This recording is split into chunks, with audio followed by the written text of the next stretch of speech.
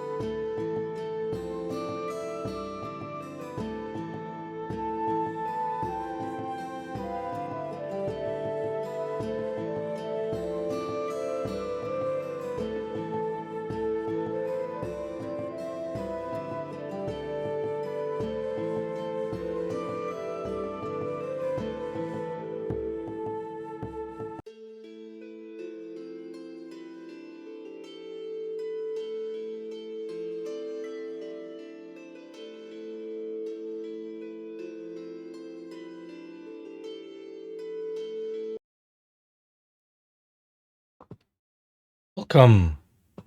Oh my goodness. Welcome. Hey, we're back with more TTRPG design. Hooray! Okay, hold on. Let me turn up some music. This. This.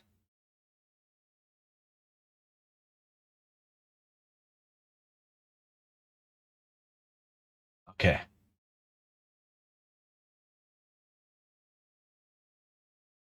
It should just be in the background now.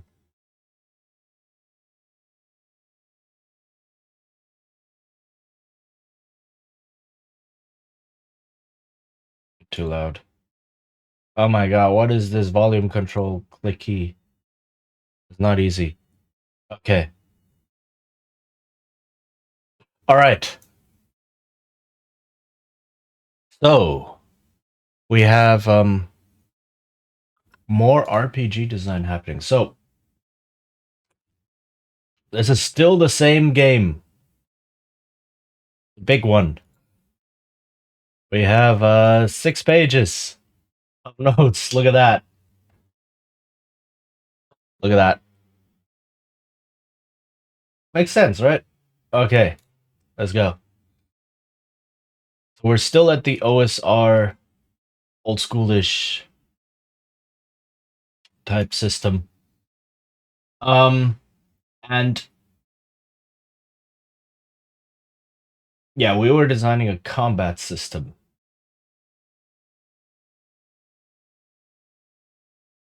Yeah.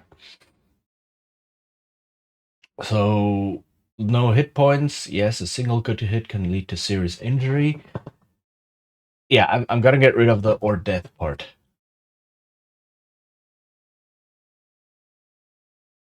Because I want death to be something that players can see coming. Right? It's like there's not many injuries can lead to death. Or increase the chance of leading to death. Mm,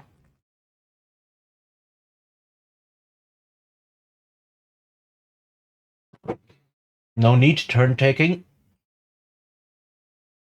And in fact, a lot of games, well, not a lot of games, but there are some games that do this, and some play styles that do this, which is everyone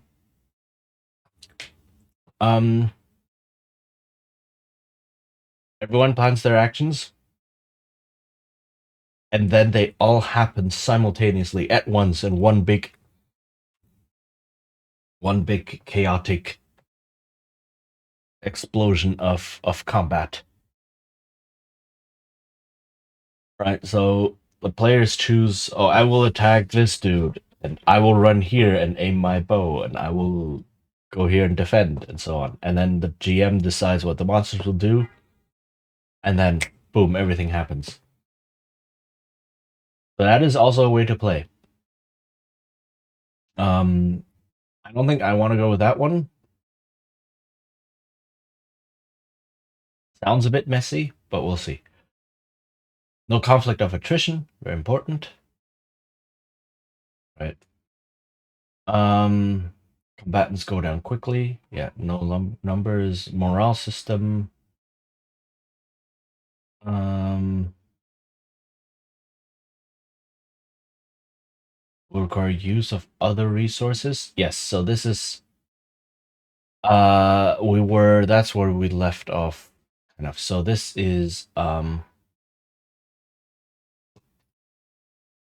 items or consumables. Oops. Um create aspects. So things like flaming burning oil, like a flask of oil. Right? You can do that to set the floor on fire, but it requires you to use your items, right? Your consumables. Mm, so again, this as well. Uh, aspects can be created ahead of combat as preparation. And this is really just a way to mechanize and what is the word I'm looking for? Make less nebulous. Mechanize and make sure everyone is on the same page. What would you call that? Um, so it becomes usable by the mechanics, but also everyone knows what to expect from this, right? Everyone is on the same page. So, um, mechanize and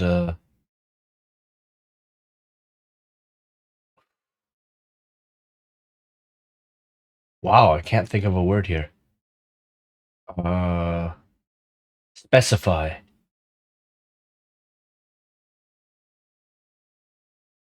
Uh,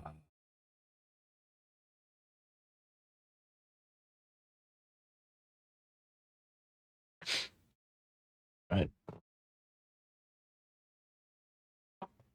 So that everyone knows what we're talking about. So the players and the GM, mainly it's that the players and the GM, or players and other players. Right? If one person does some sort of preparation, and then another player later on when combat breaks out, it's like, oh, I thought you meant this. And then combat just breaks down into a series of negotiations of, oh, what did you actually do? Oh no, I actually did this preparation. Oh, then I can't actually do my move. I had the wrong image in my head the entire time, blah, and then all tension is gone.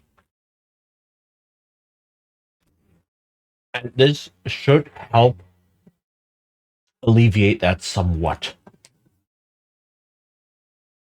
right? I'm not naive, so naive as to think it'll eliminate it completely, but it should help reduce it and alleviate it. All right. Mm, right, and this was endurance plus injury plus death system. That is important. And tying it to other core systems is also important. So I'm going to tie this to the core system here being this endurance value. And we defined that here. Yes, core mechanic endurance score. Exactly. We defined that here.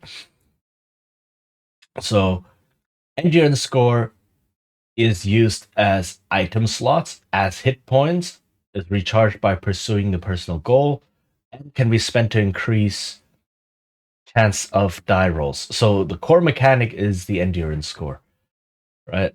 So here in the combat system, that comes into play. And the endurance score and damage is rolled and such also is how much injury you have and um, death, depending on the injuries you have. Um, so attacks and damage are tied to that, and success with cost is ties to that because success with cost means both combatants hit each other. Yeah, morale and aspects. Okay. So I had a couple of ideas. Let me grab this color as well because this now seems useful.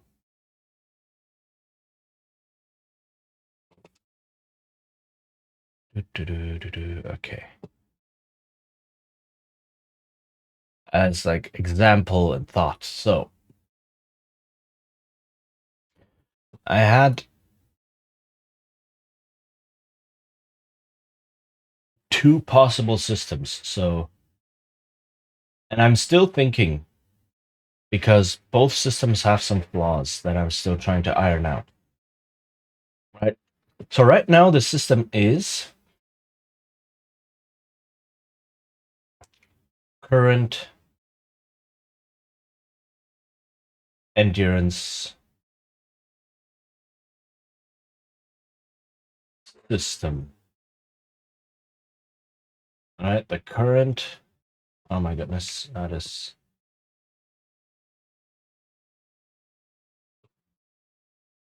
current endurance system is PC has endurance score. I might call it something else. I'll have to see. But for now, for consistency's sake, the design name for this is endurance, right? The PC has an endurance score. Now, um,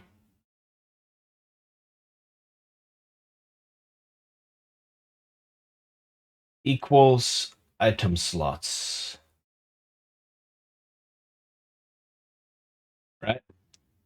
So, however much endurance they have is how many items they can carry without trouble. So if a PC has an endurance of 15, random number, they can carry 15 items before they get into trouble. And this is also another consideration. Do I want PCs to be able to carry more items than their endurance score? That's not clear cut. Some systems say no, your item slots, that's it. Once they are full, you cannot carry any more. Right? And some video games do this, right? You have a fixed number of inventory slots. When they're full, they're full. If you want to pick up something else, you need to get rid of something. Other systems go, well, you can carry more, but then you get some very, very rough hindrances, and it's your choice if those hindrances are worth the extra items you can carry. So it turns it from a bookkeeping game to a risk reward game. It's a different consideration.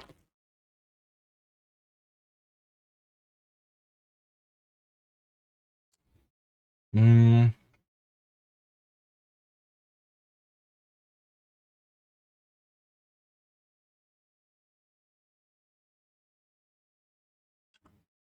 I think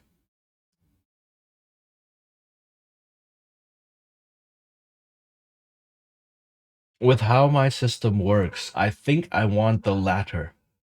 So um I want characters to be able to carry more than their endurance score, because endurance has other uses. Endurance is also hit points, and endurance is also like bonus points, hero points, fate points, whatever you want to call them.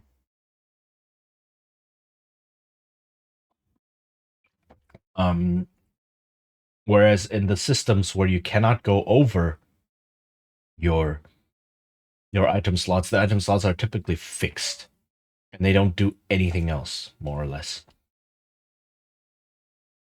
Um, so equals not just item slots, but equals free item slots, right?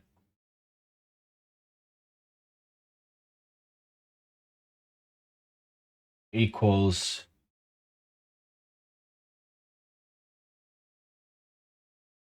hit points, and equals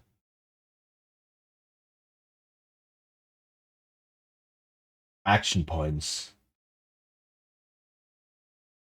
Again, what I'll call those is something for later. Which means, right, can carry this many items without trouble. Is reduced by getting hit and can be spent to improve checks. Right? Okay, now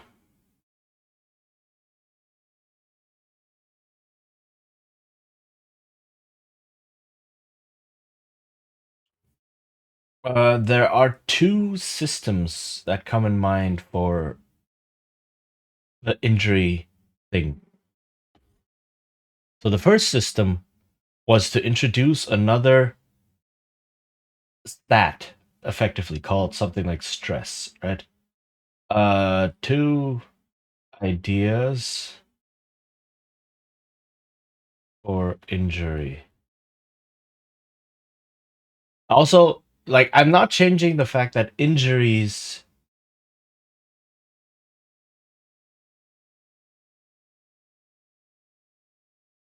take up item slots. That I'm not changing. Right? But for gaining injury, for getting injured, is probably a better way to put it. Or and this is not just in combat. Right? This can be other dangerous situations as well, right? So 2 ideas for getting injured. So idea 1 is a stat called stress, right? So how this works is damage, not damage is added to one stress at end of scene or encounter.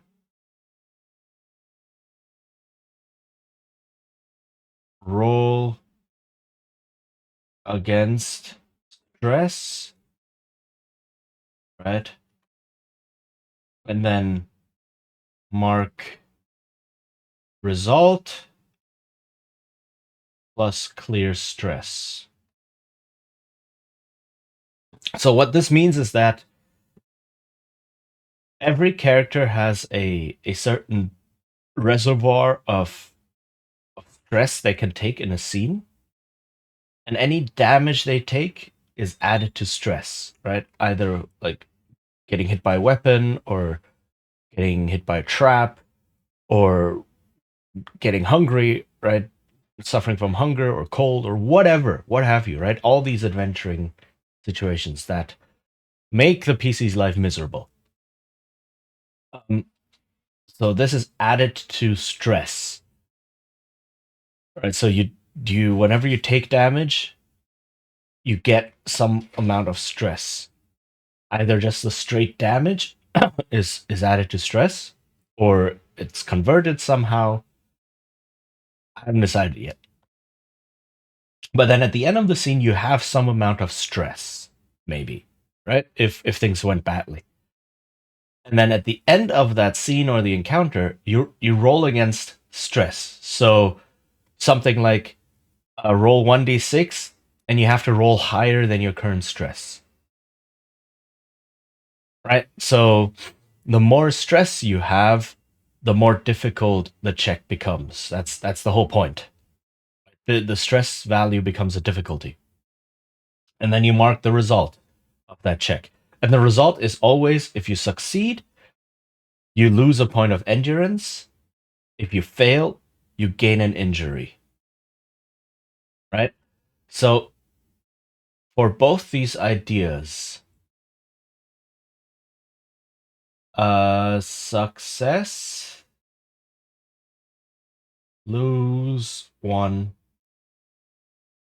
endurance. Fail, get 1 injury. And the type of injury determined by what caused that stress in the first place. Um,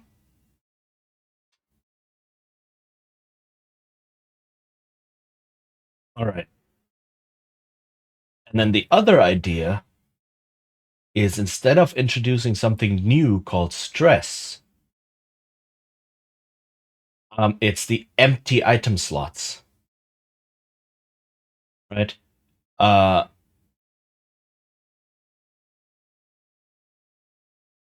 empty item slots are the threshold, right? So on damage, check against empty item slots. or unoccupied endurance, or however you want to phrase it, right? Mark result. Right. So both of these have pros and cons. So let me take this.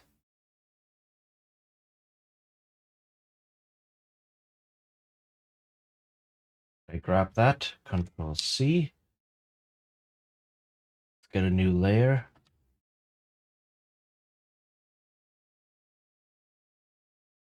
All right. Pull that up here.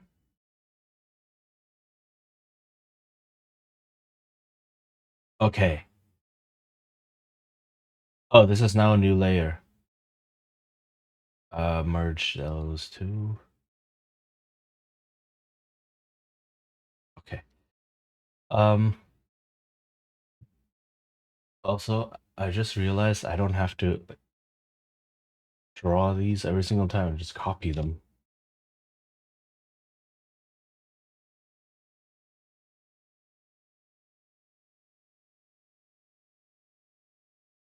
They not? What happened?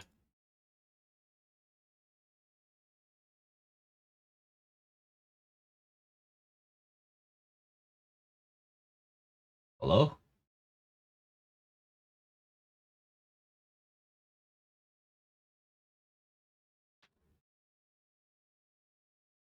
Uh, Control C. Then okay, there it is. Merge. Okay. Now I have my palette here again. All right. So both of these have pros and cons, right?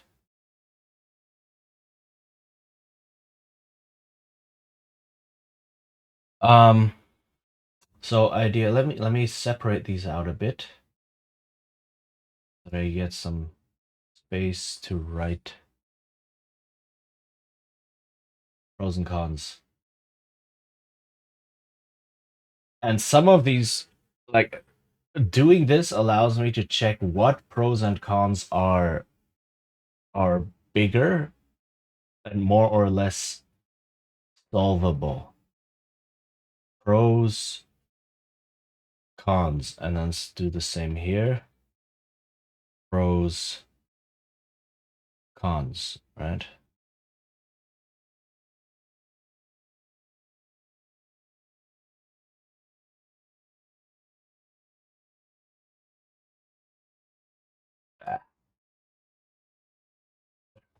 Okay, so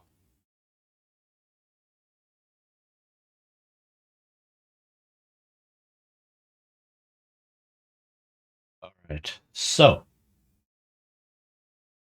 con here is adds new stat, adds another stat, right? That's a big one.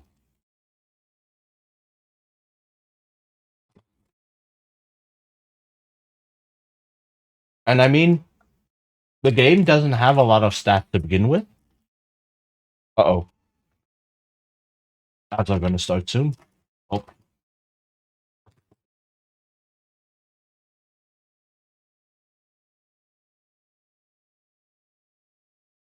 But this one is situational,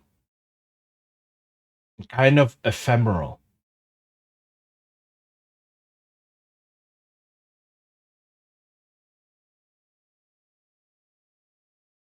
I have enough space.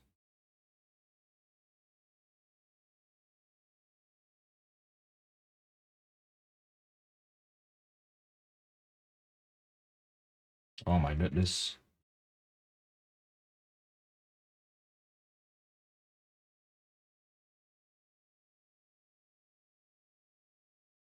Um, I don't think I'll start explaining what that means because the ad is about to play. So I will wait until after we're done. I will eat some more of my Endure. noontime breakfast. in enduring grow strong.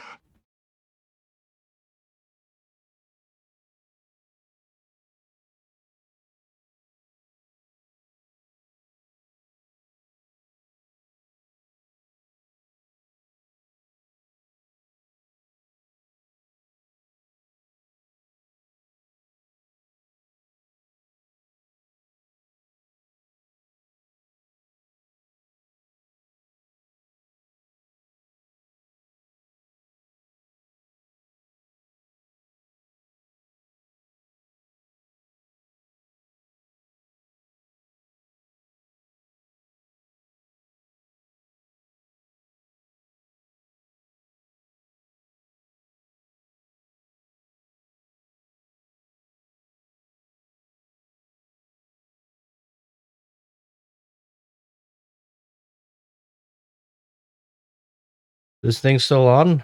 Hello? My microphone arm just collapsed. Like, not collapsed, the stand loosened from the desk. And the whole thing just fell down. Holy heck. Is this still working? It didn't fall very far. And I was kind of able to catch it, sort of, but you know, having the microphone on the end of the arm fall onto the desk. Hello, welcome back. In case you missed it, my microphone arm just detached itself from the desk and fell off. I think I had my mic muted during that, so you couldn't hear. But I'm just checking to make sure that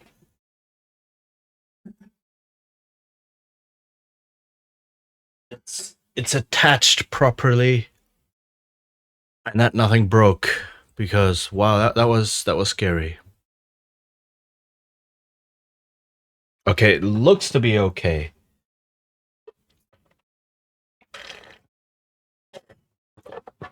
All right. Okay. I was a scare. Right. Where was I? Stress as a new stat. So the stress stat is another stat. But the problem with the stress stat is that it's situational or ephemeral, I guess. So what I mean is it's not always there. You're not always keeping it in mind. It's not like character attributes, for example, that are always on there. Right? Stress only appears the moment you take damage and then disappears the moment the scene ends. So you have to keep in mind that that is a thing, right? And you have to keep marking it, erasing it, marking it, erasing it, marking it, erasing it. It's it can be a pain. This is where testing comes in, right? Does this work? Is this a big enough con to say this idea is not worth it?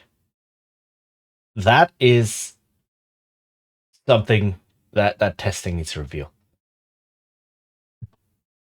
Um, the pro here is um, it adds a micro risk reward, I guess.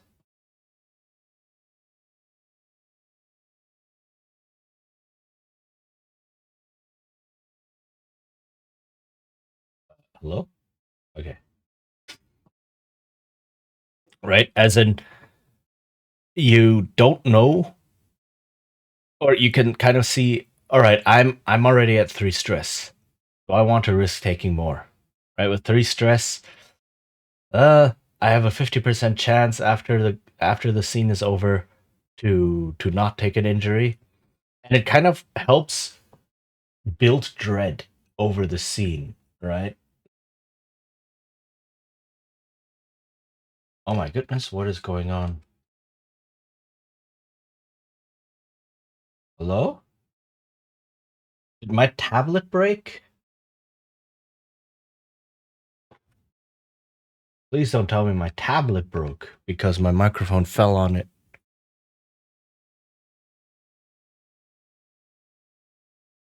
Build thread over scene. Over course of scene. Right?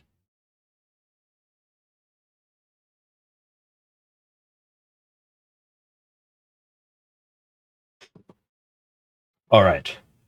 What else?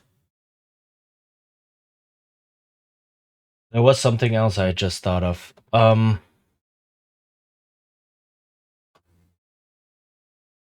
Where's my mouse?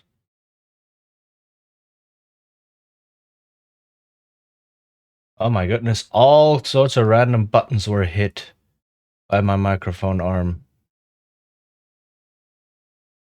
Managed to hit my mouse DPI button. So my mouse was crawling across the screen. Okay. This is better. What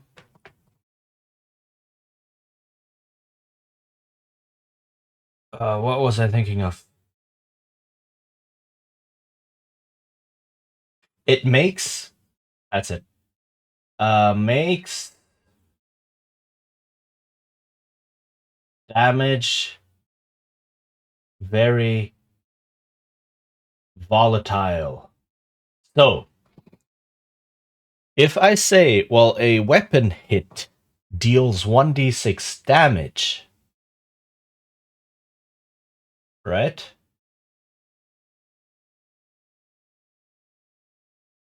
And I just saw that these are two different greens for some reason.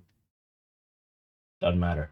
If I say weapon hits deal 1d6 damage, and at the end of the scene, you check against stress with 1d6, that means if a weapon deals 6 damage, you know you're getting an injury. Right? So a single good hit can cause an injury. That's a single good hit can lead to serious injury. That's what I wanted, right? Because damage is added onto stress, and then at the end of the scene, you roll against it. So if both of these are 1d6, that means stress only has an effective range of 1 to 6 or 5, right? If you have to roll over it. So if you take 6 stress from a single attack, that's it. You know for a fact that you're getting an injury. In fact, I could even say if stress manages to fill up to 6, you get the injury right away, clear stress, and then continue. Right? So you could get more than one injury per scene. That is also something that can be implemented here. Let me grab this screen again though. All right. Um and this is where armor comes in.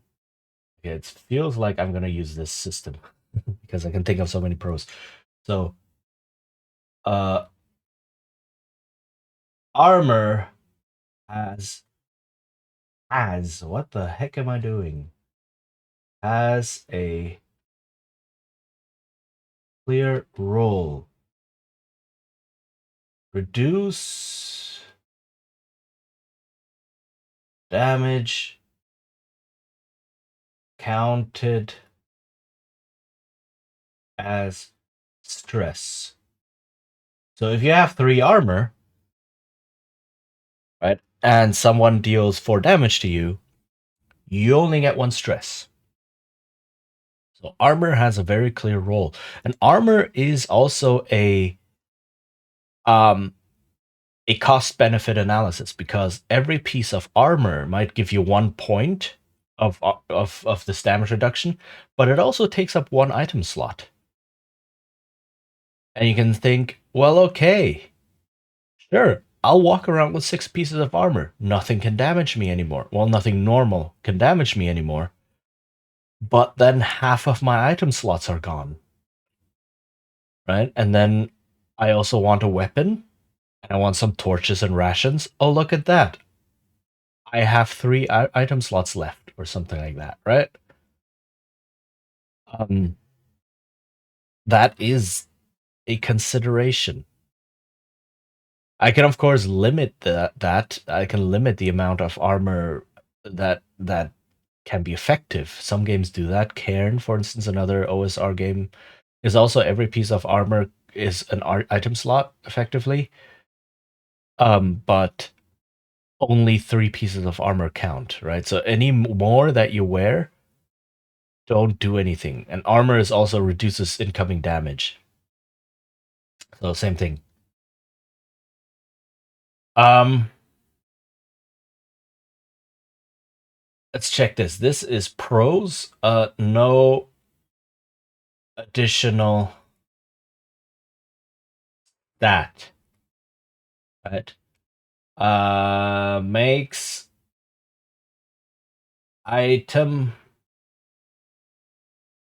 management more crucial because all of a sudden, no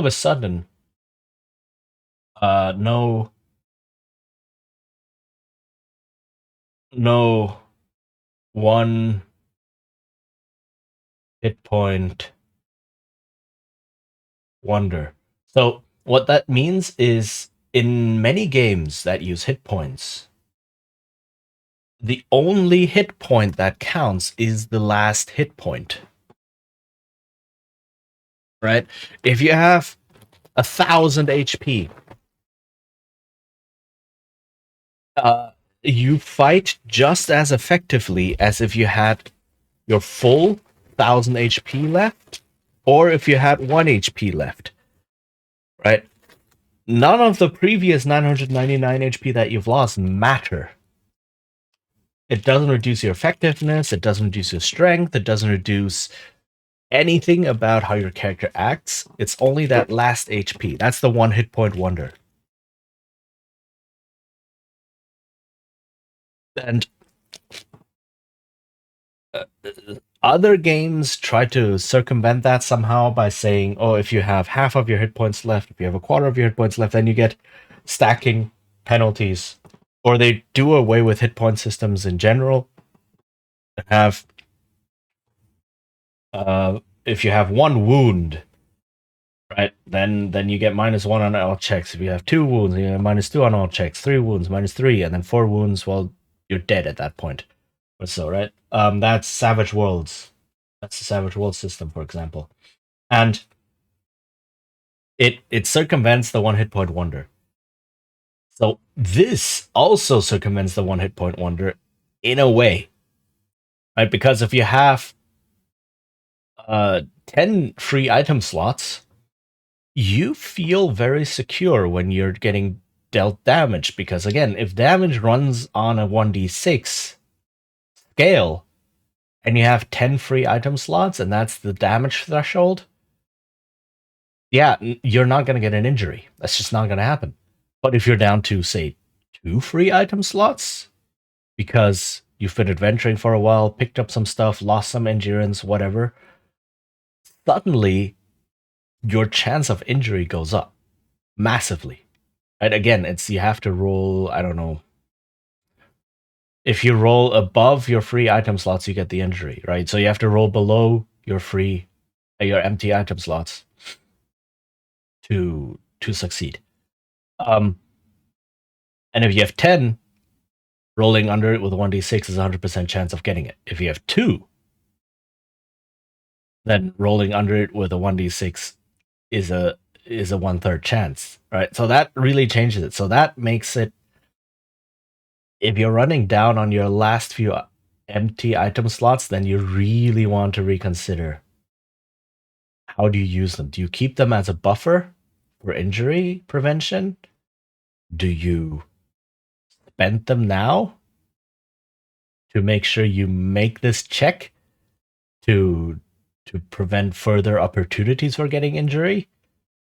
Do you pick up a crucial item or a really valuable treasure, but then risk getting hurt on your way out? what do you do? Right? It makes this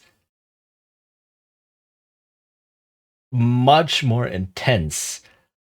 Maybe too intense, right? Again, this would need testing. If the extra stat is too confusing.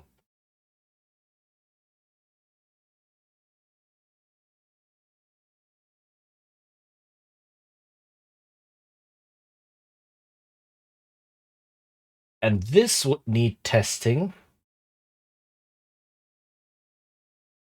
Come on.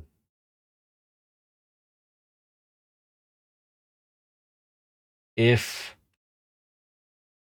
item management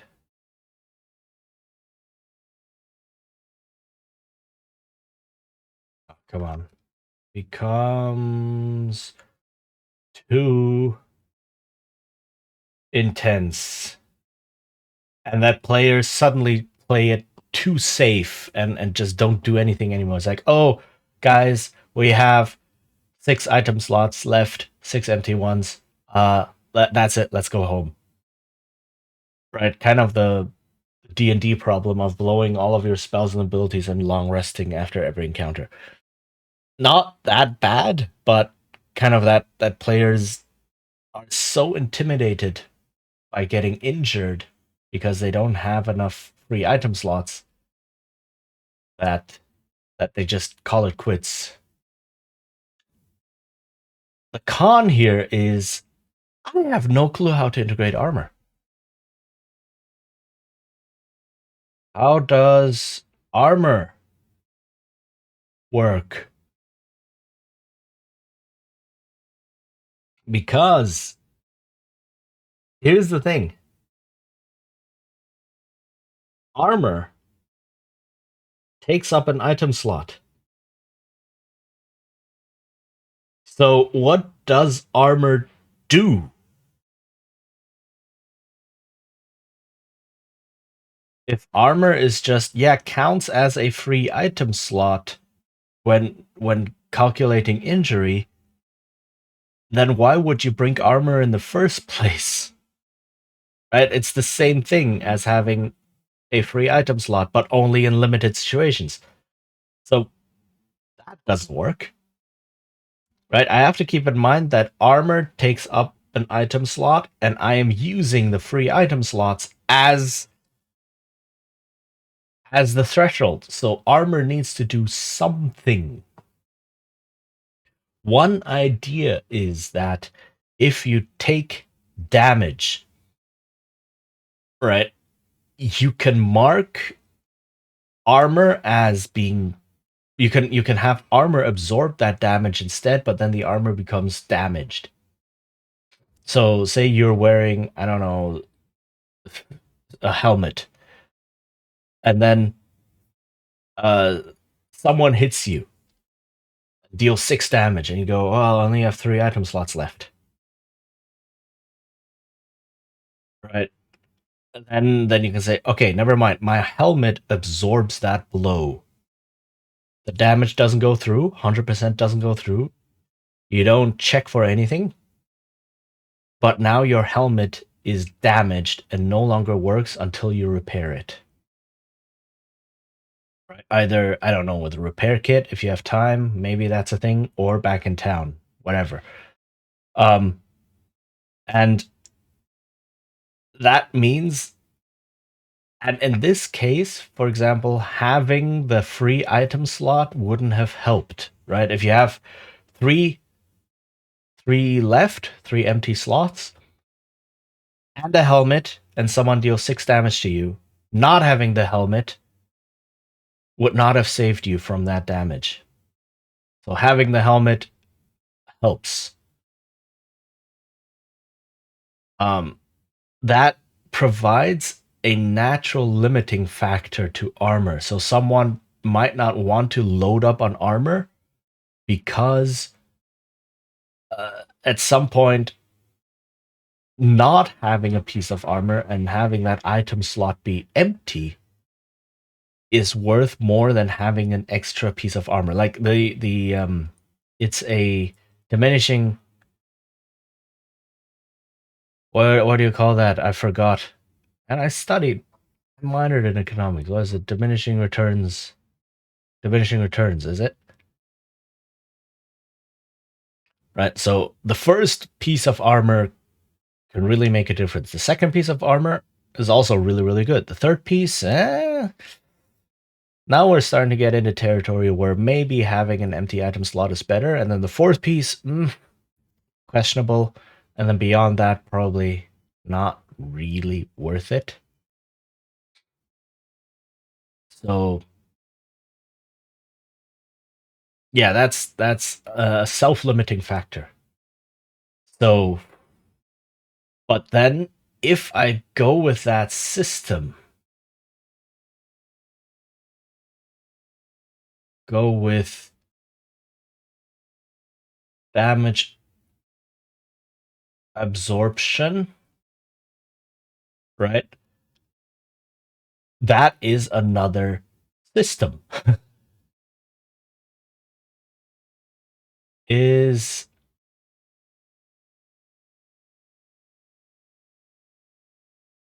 as an armor damage. You now have to mark armor as damaged and repair armor and such, which might be something fun.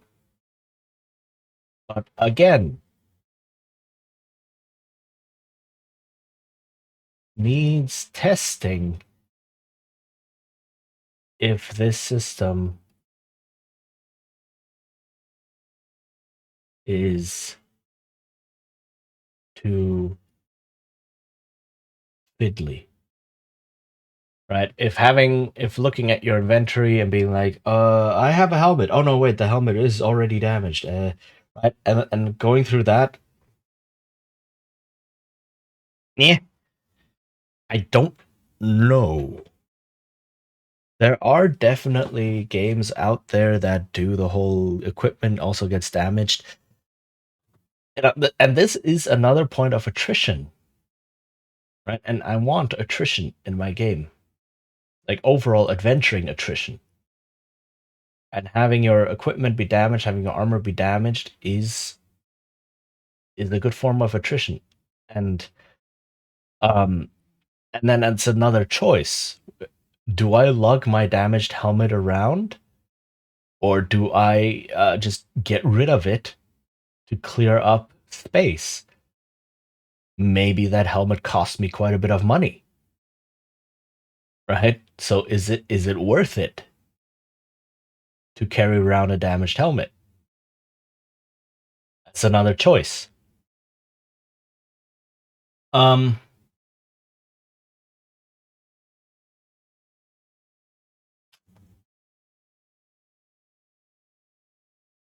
so I don't know which system to go with right now. So this would need testing. This would need me to actually craft this system, add this system, and then just run a few tests. Right. So this is the limit of just designing in theory. At some point, you have to test things, and it's perfectly okay to test subsystems like this, right? To say, all right, we're here only to test this one thing instead of the entire game.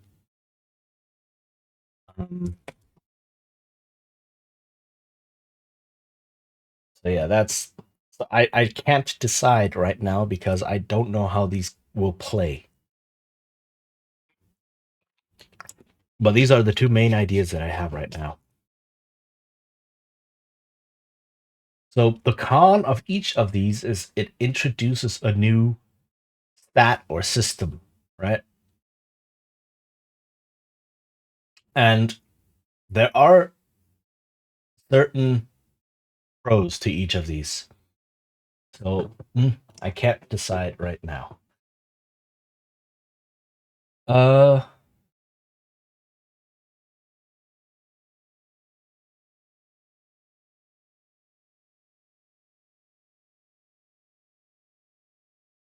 and then the injury system, however, that one I'm relatively clear on. So the injury system is going to run similar to the stress system. Right? So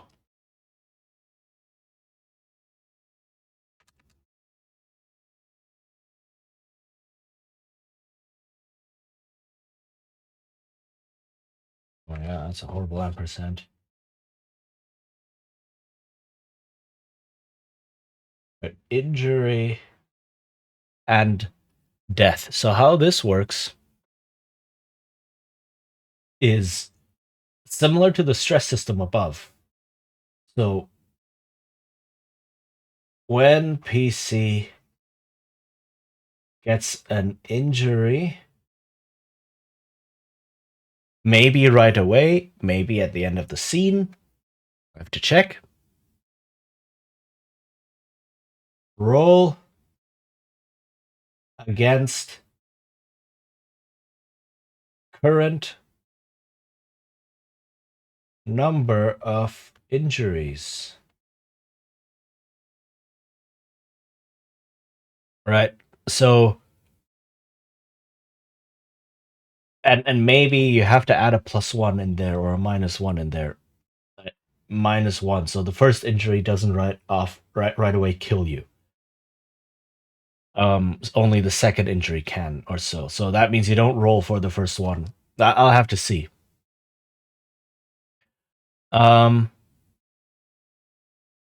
Or if you roll higher or same as. So if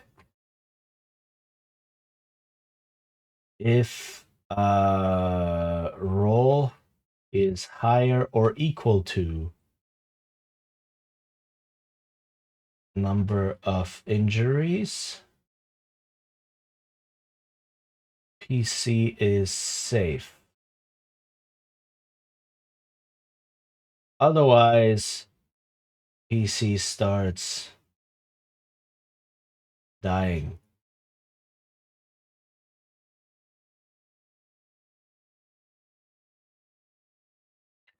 Okay.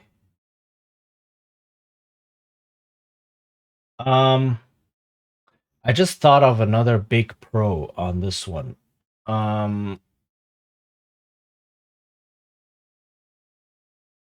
Over encumbrance leads to 100% injury chance. Which means, yeah, you can get over encumbered, but then you run the danger. Not you run the danger. It's like if something ever hits you, you just get injured right off the bat. Right. Because you are carrying so much that you can't dodge effectively, can't block it effectively, can't shrug off the hit effectively, whatever. Doesn't matter. Right? So this is a choice. Do I want to carry more than I am comfortably able to? Sure, go ahead. But then if anything happens, you will gain an injury. Right?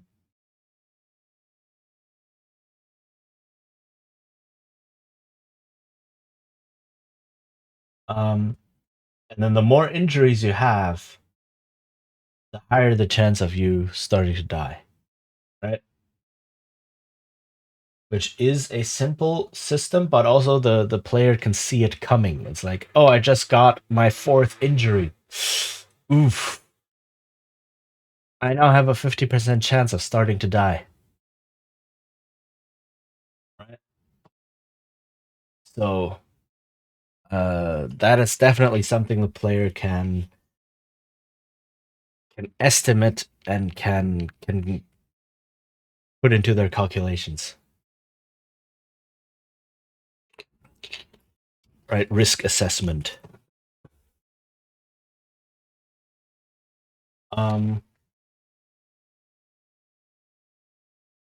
What exactly dying means?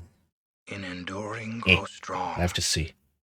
Right, more ads. Let me continue my breakfast. at noon.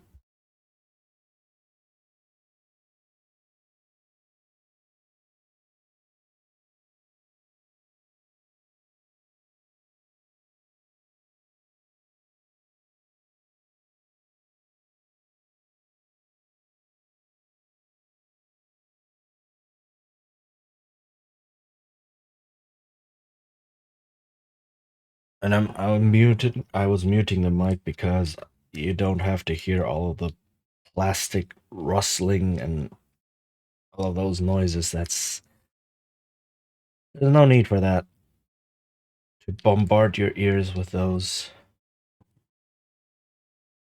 I mean, I don't know how much the noise filter actually filters out and how much goes through. Sometimes, I mean, I have a noise filter, but sometimes things go through that I didn't expect to. Like me opening or closing a bottle or something, and suddenly I see that the mic peaked, and that's just nah. No need to bother you with all of that sound. There's enough noise in the world.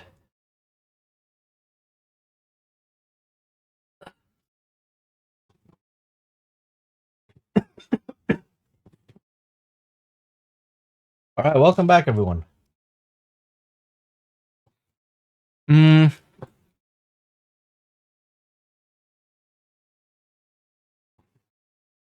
so as I was saying, what exactly dying means is is I don't know. That might even be a dial that the GM can tune to see how actually deadly the game is. Maybe the PC just dies. Right? You have this many injuries, roll. Oh, you failed the roll, boom, dead. That's a possibility. That would make the game more lethal. Or maybe the PC falls unconscious. Right? And then has to be saved within some time. Some amount of time. Or so. That can be more forgiving. But that is definitely a dial that the GM can tune, right? Um,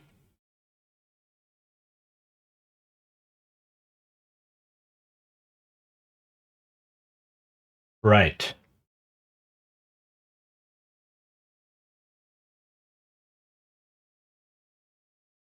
What else? So things like weapon damage would all be just 1d6, right? No matter what weapon you use, it would all just be 1d6. Um, there is an idea of having things like two-handed weapons require two hands to use. Maybe they take up two item slots, maybe they just require two hands to use, which means you cannot do anything with your other hand. Like hold a shield, for example.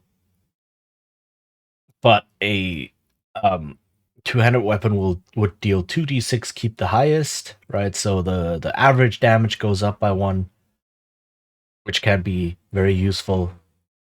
Um, there is some room to differentiate between some weapons. You could have, I don't know, like basic combat styles, right? Two weapon fighting, two-handed fighting, and then sword and shield, or like weapon and shield, right? That's like three basic styles. Um, but that's details. That that is like the time to fiddle with that and flesh that out is when I've decided on one of these two damage systems, because that's the important part.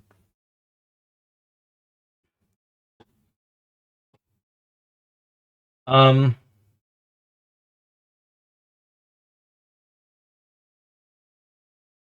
right.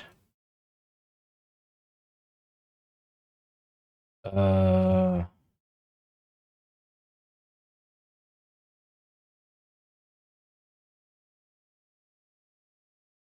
okay. Was there anything else? Oh yeah, recovery. there needs to be some form of recovery system, right? So,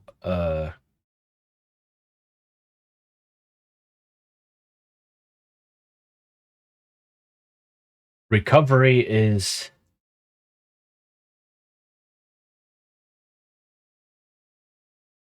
a bit more flexible. So things like recover endurance when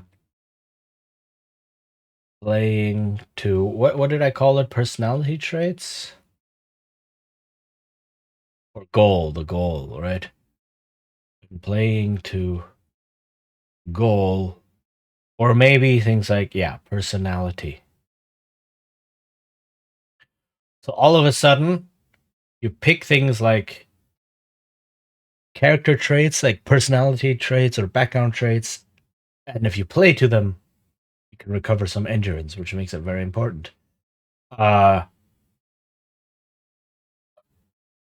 And then resting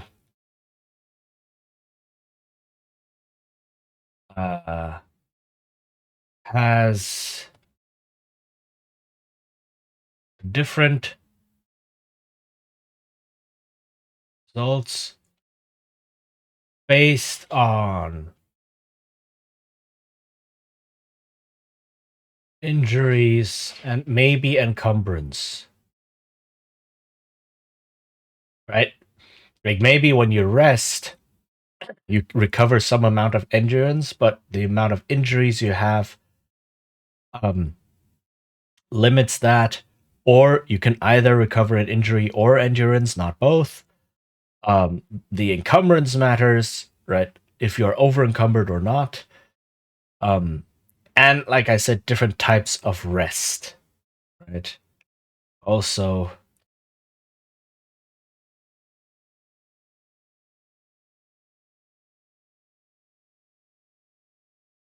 rest. For instance, rest in a dungeon versus rest in a safe haven. In a safe haven, you can recover everything given enough time, but if you're resting a night in a dungeon, you only recover a bit of endurance, for example, right? You don't magically heal from a broken arm after one night in a dungeon, right? You need a couple weeks in town for that, right? Um, that kind of deal.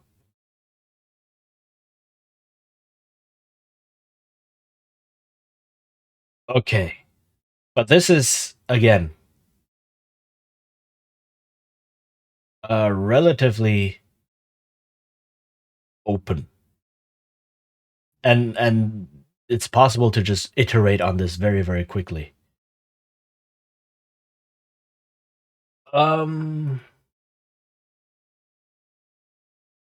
how long have I been going? An hour 12. Do I want to tackle the big one, the one that I've been holding off on tackling? Is the big question.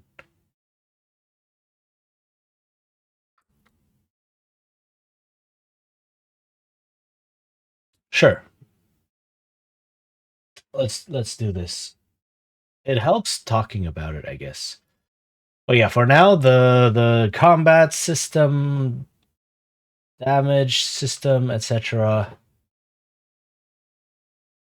Uh, have some ideas, and now we know exactly what we need to test for.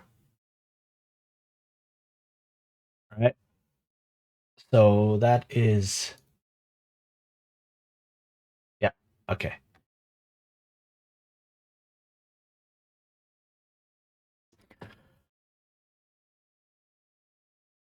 That it's like it's not just, oh, I'm testing, I'm play testing and just playing the game. No, there's something very specific I'm testing for. I'm seeing if this particular thing works or not. And the more goal oriented your testing can be, the more efficient and more uh, the better results your testing will have. All right, so the big one. The big one. Overland travel.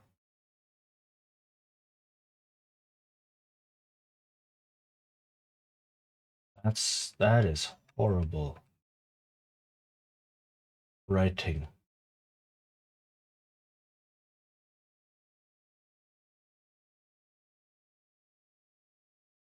And there's a reason why I'm splitting this up.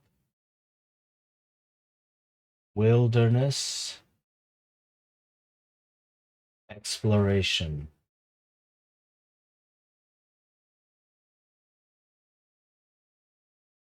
All right.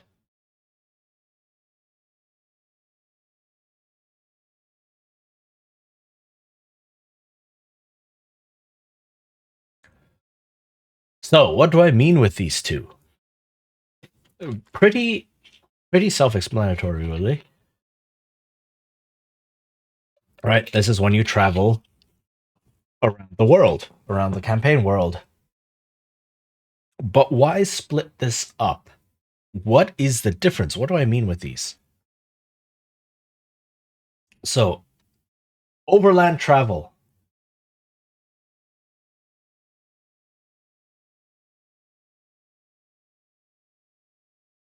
What I mean by that is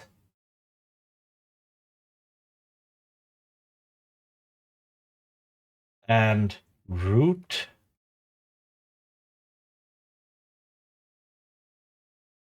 are known. Um, right? Party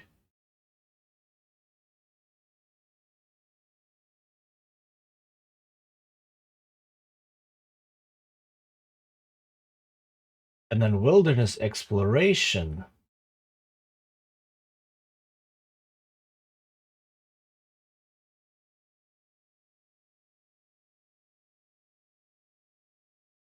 is uh surrounding terrain is new, right? Is trying to find new things.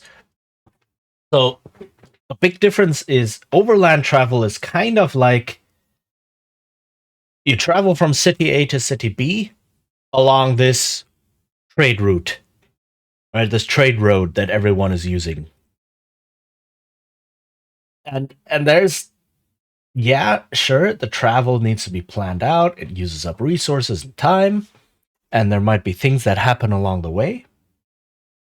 But you are traveling along a defined path or picking one of several paths based on various criteria, etc., blah blah. And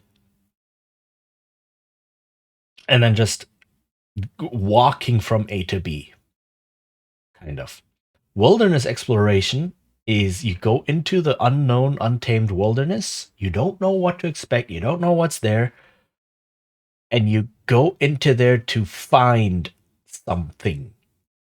Maybe something new. Maybe you go into there not knowing what there is to find and you're just hoping for good luck. Or you've heard rumors of this ancient ruined temple somewhere to the east here, right? 2 days travel east near this mountain, blah. And then you travel there and then you're trying to find this temple, sure, but you don't know exactly where it is. You don't know what it looks like. You don't know if it's even truly there or if it's just a legend. Um, so you have a quote unquote destination, right? That ruined temple, but it's not like traveling to a known destination with a clear path that leads to it, right? It's you're wandering around in the wilds trying to find it. And those are two different things.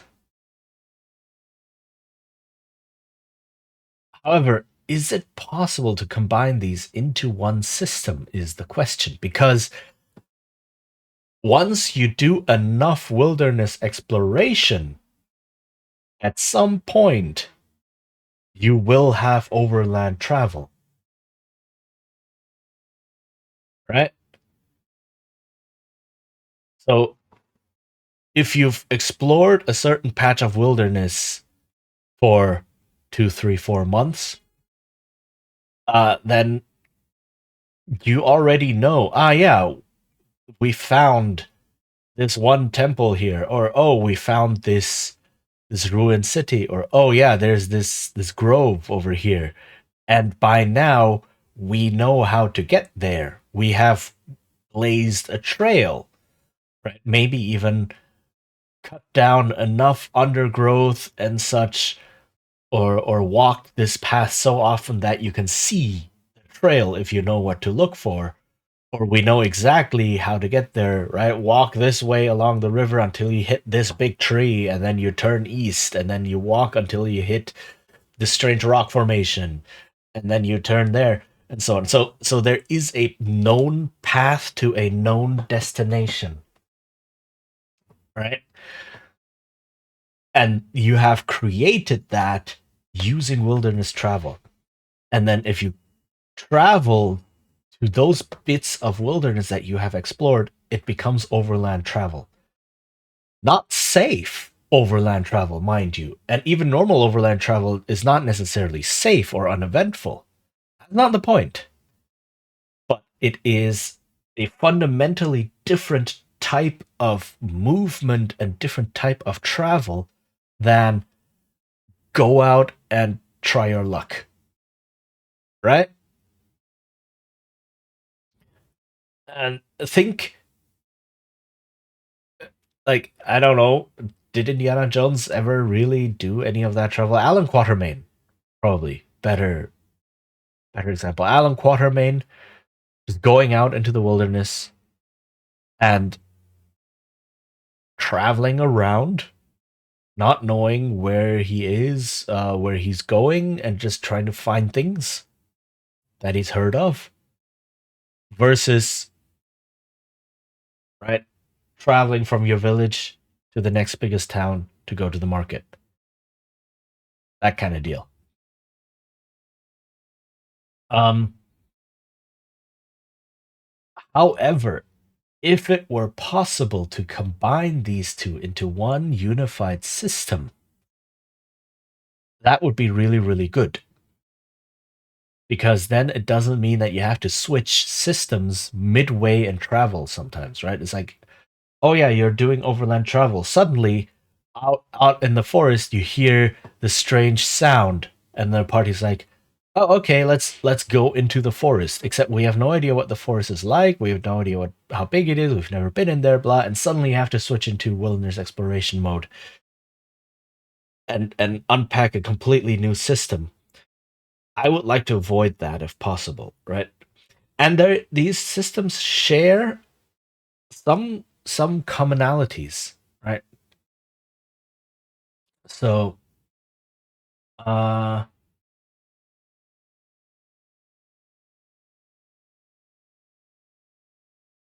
shared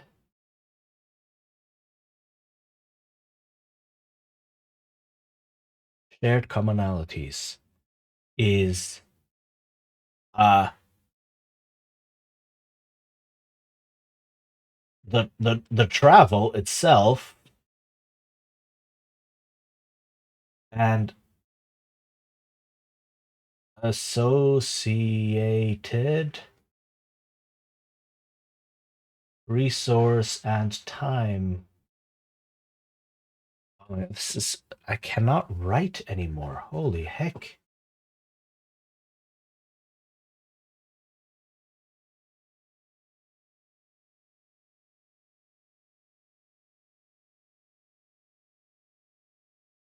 So things like travel speeds, right? If you know people on foot travel this and that much, and can travel this and that long during a day, right? That doesn't fundamentally change between overland travel and wilderness exploration. You can say, all right, wilderness exploration is slower because you're in unknown territory and you're looking for things and such, but the fundamentals don't change, right? You are still spending resources and time traveling a certain amount of distance. And you can use various timekeeping systems to keep track of that, right? Um, Kind of like in a dungeon, right? The 10-minute turn in a dungeon, and you can use something similar. I don't know. A there's different ways of splitting it up. Some go 4 hour turns, some go 6 hour turns, some go 12 hour turns, or also 8 hour, etc. Depends on your preferences, but you know, you can have a turn of a certain amount of real, not real game table time, not real world time, but like game world time, right? A certain amount of hours in the game world. And in that turn, you can say, all right, you travel this and that much, maybe depending on the terrain, maybe depending on how much you're carrying, maybe depending on if you're just traveling swiftly or keeping an eye out for danger, right? The mode of your travel and so on. You can modify that, sure, but at the end, those are just modifications. Those are not fundamental differences. And right, you can use the same system, and then you say, all right, so after 1 day of travel or after 2 turns of travel or something, you need to use a ration and and all that good stuff.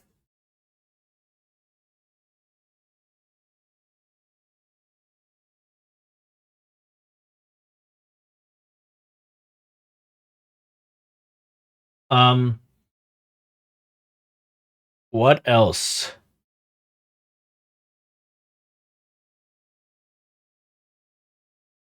So this includes things like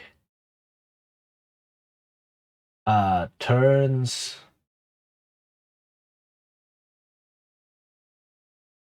travel speed. All right, and then events during travel. Why do I keep writing it like this? Right? And again, you can say, well, if you're traveling along a well-established trade road, maybe the number of events or harmful events goes down. The chance of getting a harmful event goes down, right? But events still happen, and we can use the same fundamental system to check for them, to generate them, etc. Right? So again, you can modify the chance, you can modify things like encounter tables, you can modify the types of events that can appear depending on where you are, which should happen anyway, right? If you are in a forest, you shouldn't have a landslide as an event, but if you're in a mountain, sure, that can happen, right? So that's already a consideration. Um, so maybe well-traveled trade road is just another type of terrain that has its own encounter table and chance encounter chance modifiers and such, right? So again, doesn't fundamentally change the system. Uh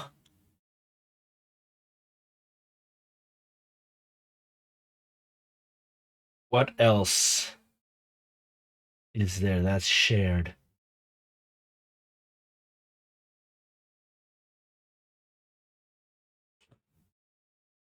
Mm,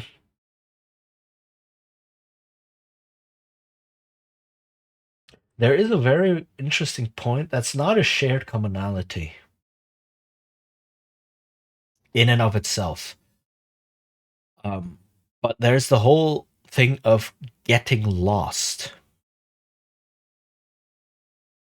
Now, a lot of games, when they do wilderness exploration, getting lost is an important aspect of the game. Uh, right? The PCs think they're traveling straight north, but they failed their navigation check or orienteering check or whatever, and they actually veered off to the northeast and are not quite where they think they are, and such. And there are various systems of generating how the PCs get lost, what it means when they get lost, when they how they will discover that they're lost, and how they can get back on track. Right? There are various systems to do that. But interestingly, not every wilderness exploration system has rules for getting lost, which means the PCs cannot get lost just purely based on the mechanics. Because getting lost is very fiddly. You need a lot of things. You need to check a lot of things. The GM has to start lying to the players, uh, and kind of obfuscate descriptions and so on until the players suddenly figure out, oh wait, we're lost, and then the GM can say, yes, you are, and now let's make these checks. So it it becomes a game of poker almost, right? Uh, where the GM has to hide the fact that the PCs are lost, but somehow still managing to allow the PCs to figure it out. And then if the PCs say, "Oh, we keep traveling north," and the GM keeps checking, and they keep veering off more and more and more, then at some point the GM has to like track an entire travel on their own map behind the screen, and the PCs have another one on their map, and then at some point it's like, wait, you were traveling north, right? And it's okay, I rolled this, and they actually veered off there, so they're actually in this position, blah, and it becomes a big mess. So I can understand why some systems don't have getting lost in them. Um, it because it can become exponentially more messy as the PCs just don't figure out that they are lost and just keep traveling, and then suddenly you have two different games happening, and the GM has to keep hiding this and lying to them, and eh. Um, so if not getting lost, or if getting lost is not a possibility, then there are more commonalities, right?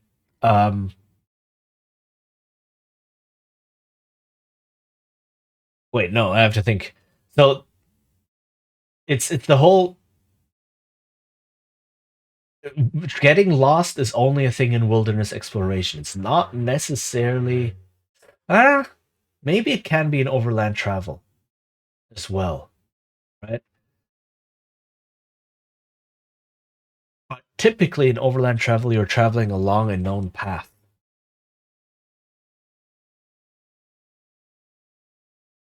So something getting lost, there might be something happening there.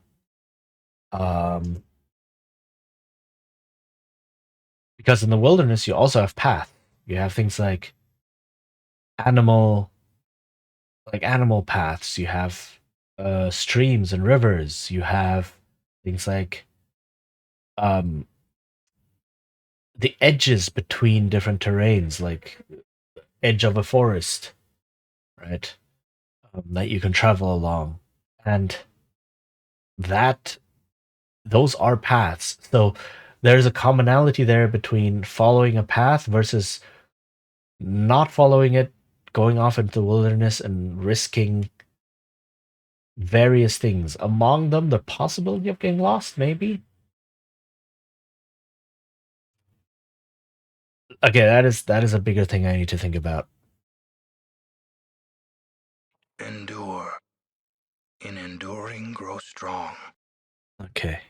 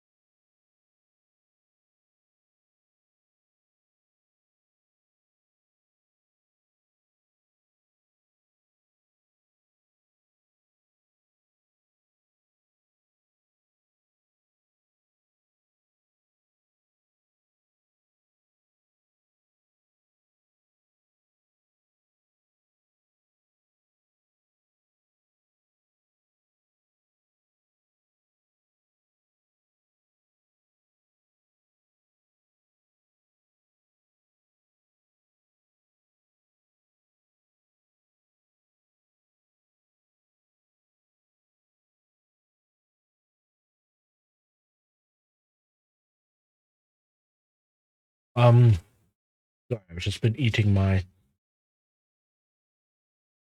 Oh, welcome back, everyone. Yeah, I was just saying I'm eating. I guess it's lunch. It's no longer a hot dog because it's all cold now, so I guess it's just a dog.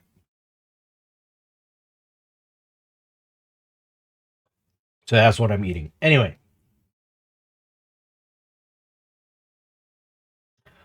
um,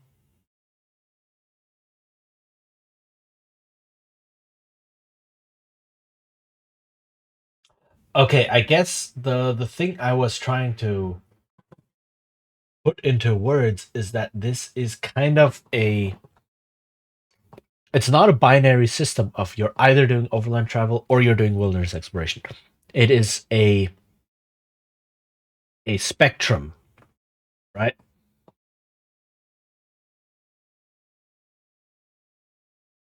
A sliding scale of following a known path, an unknown but visible path, right? No path.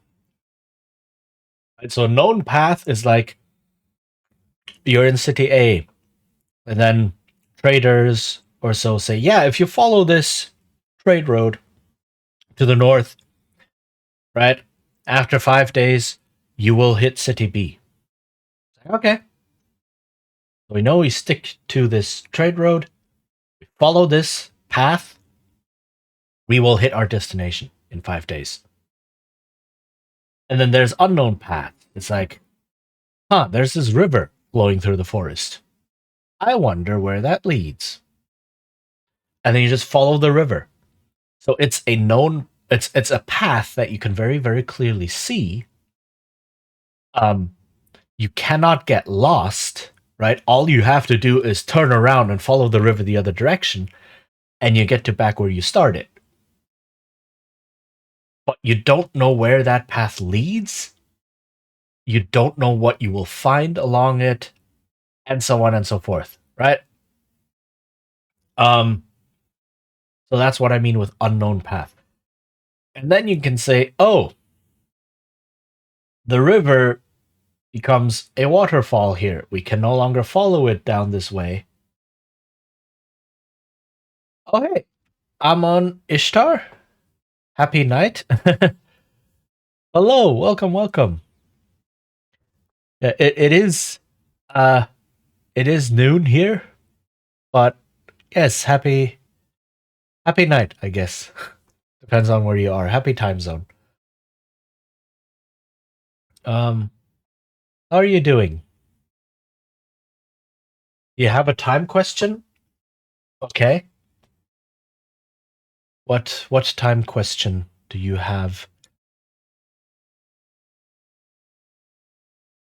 You're asking about my time. It's the one that's in the top corner. Would you call 5 a.m. morning or night? Ooh. Ooh. uh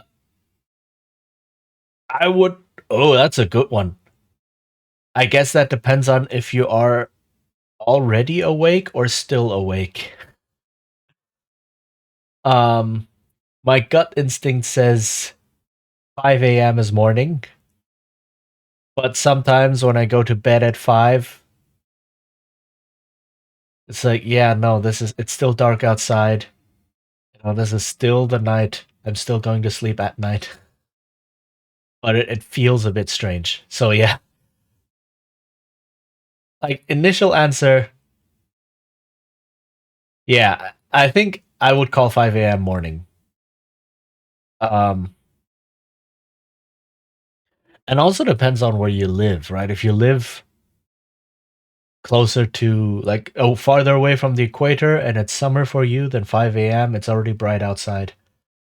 So that's definitely morning. Yeah, I would say it's morning. So are you saying it's 5 a.m. where you are and you are still awake? Europe? Yeah. Yeah, that makes sense. If so, you don't see the sun. Well, yeah, it's winter. It's winter now in Europe. So, um, you probably won't see the sun for another 3 or 4 hours. So if you go by that, then yes, it's a very, very long night. And I laid my bed revisiting the notes for a character of mine. Ooh, that's interesting. So a character you made for a game, for a role playing game.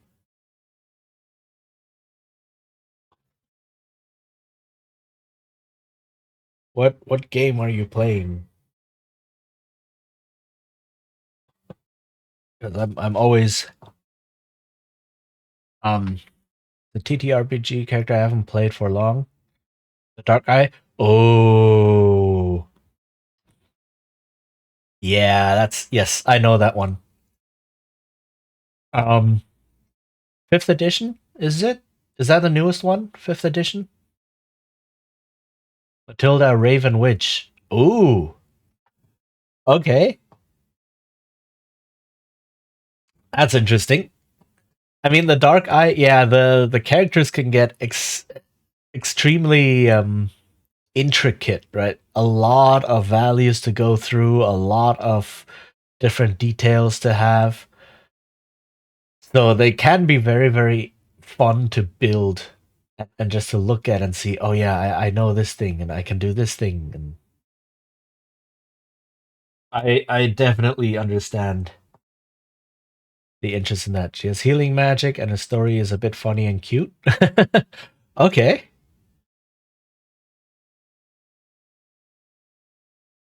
Funny and cute. Funny and cute how? Now I'm interested.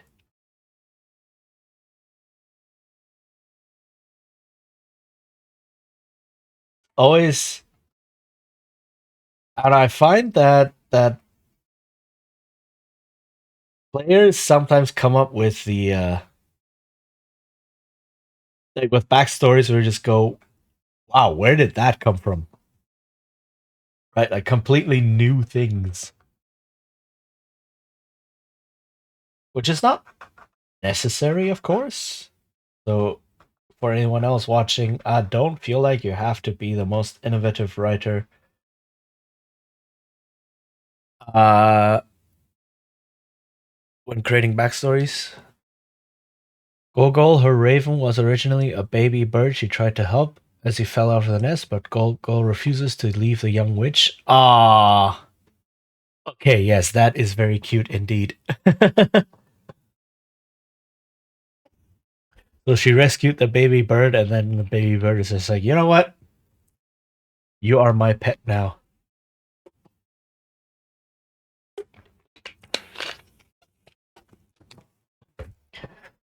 That is very sweet.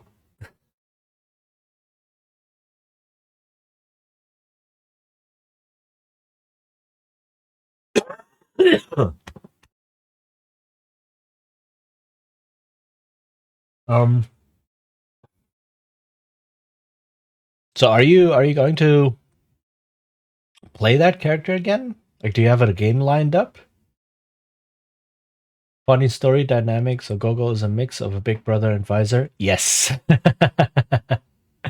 that's amazing. I love that. Like having character relationships like that. Because you can milk them for so many awesome moments. Play again on Friday after December was break unintentionally. Ah, yeah, of course. Makes sense. But okay, that sounds exciting. Yeah, I need to find a group again to play various games. There's so many games that I want to play. Um, like want to that I have read but haven't had a proper chance to play, and I really need to get a group together. And there's just so many. It's so yeah, finding people is difficult. A funny story I had for her is the problems her auntie ends with teaching archery. Oh, so she knows archery. That's that's interesting for a witch, but okay.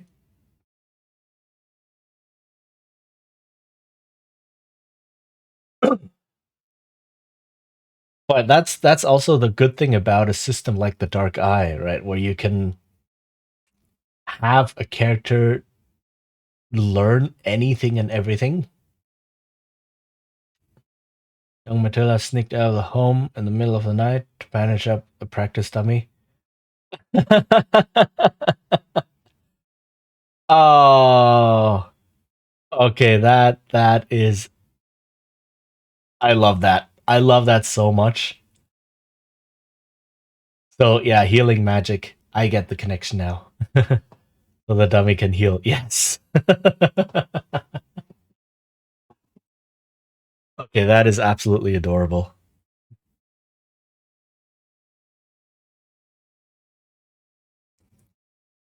I love that a lot.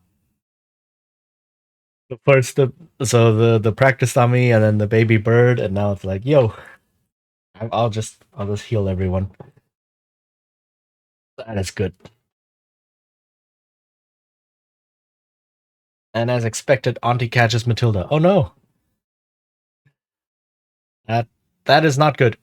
Maybe.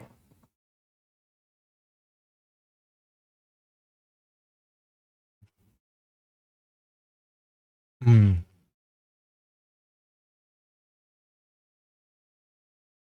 Uh, cold hot dog is not as good as as I thought it would be. But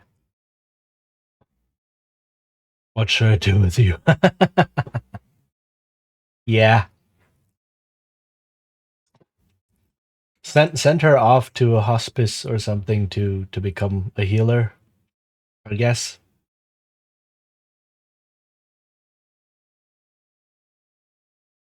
But yeah, that sounds amazing.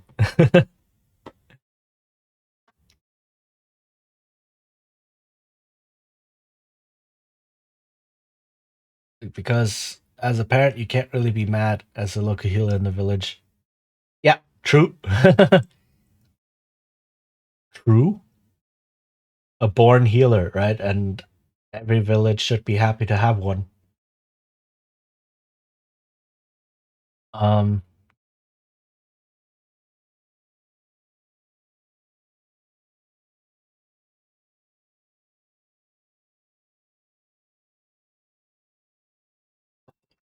definitely. It's But yeah, sounds like a fun character.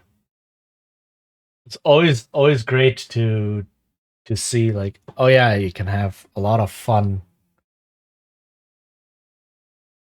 creating interesting characters like that. Matilda refused to master curses because of the witch's link to emotional spellcasting. Ah, yes. Yes, of course. Huh. That's also interesting. Okay.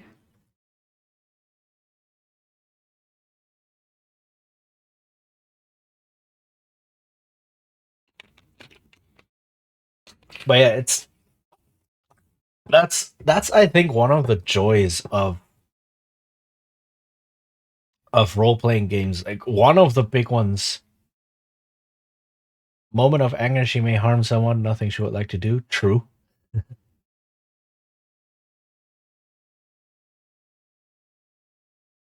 But yeah, that's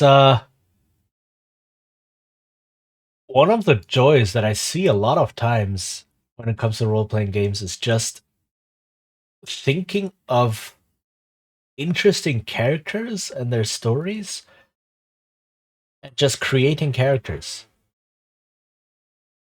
Right, the amount of times I've seen people just create characters with no intention of necessarily playing them. Heck, I've done that myself.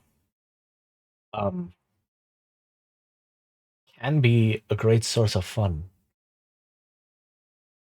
A project of mine is to master the ritual to place spells on objects for later use. Ah, okay. That is very good. So a clear character goal. That is good. I like that. As as a as a game master, not your game master, of course, but a game master, I love it when players have goals for their characters like that, so that they have a direction that they want to go to, and I have a direction of how to create adventures for them. As the magical healer of the party, she needs to be smart for the astral point use. Yeah, yeah, yeah, makes sense.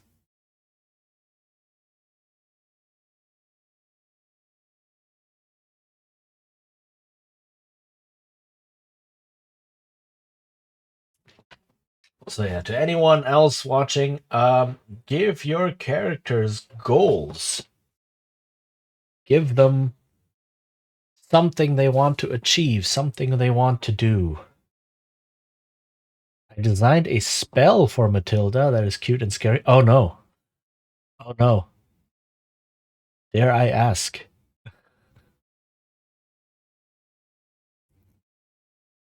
A cute and scary spell?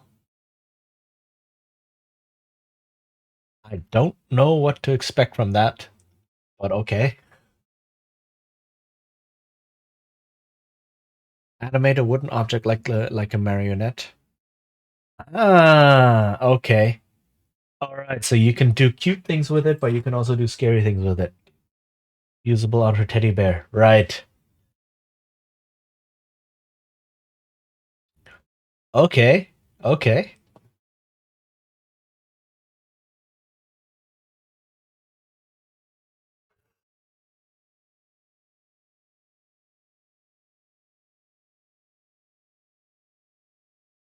Yeah, I can see how that will have a lot of different possible uses. Wait, so that means her teddy bear is a wooden teddy bear? Or is that a special case? That's that is interesting. An upgrade to give it a telekinetic blast attack for fights. Oh, okay. So people see and the fabric is a wooden core. Okay, fair enough. So people see a teddy bear walking up to them and then suddenly boom, telekinetic blast.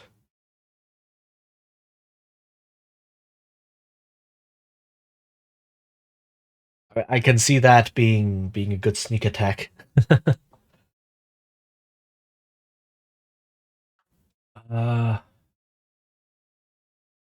right.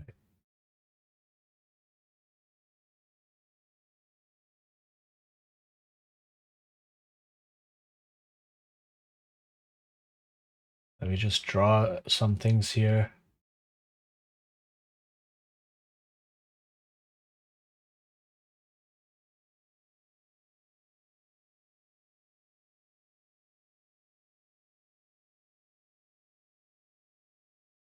Later upgrades for a spell to give it an illusion body.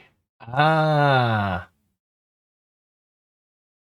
that actually sounds useful, as in a lot of different possible uses.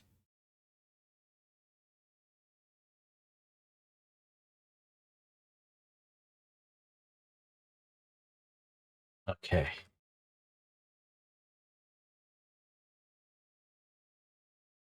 So the teddy bear can grow 6 feet tall. Ugh.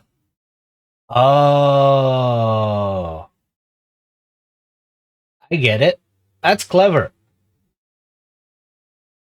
So the people see the teddy bear hitting them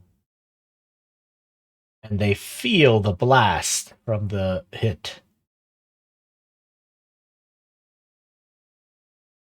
That's clever. So what? Matilda becomes Tibbers, or not Tibbers? Annie from League of Legends,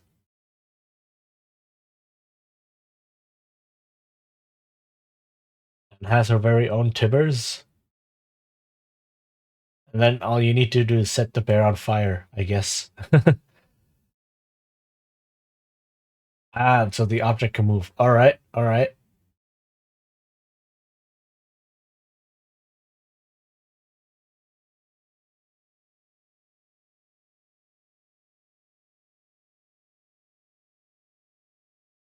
Um, these are really irregular, but that's okay. Funny is later I can give it a horror form. So yeah, you can make it a burning angry bear if you want. Then name it Tibbers.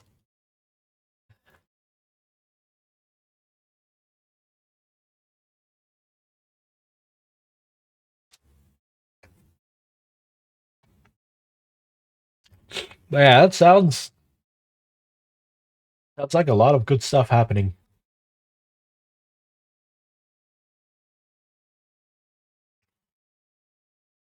Mm,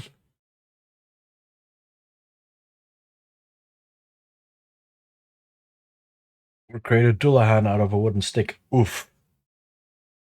Okay, that's scary. That is actually scary.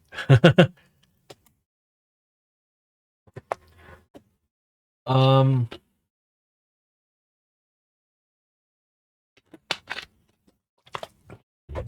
yeah. Just knocked something over on my desk. Hold on.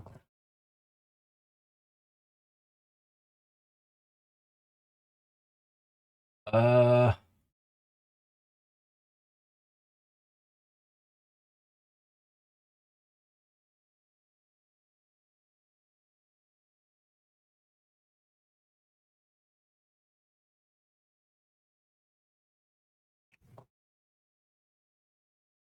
the fun part is that Matilda knows more spells for quality of love and support than fights.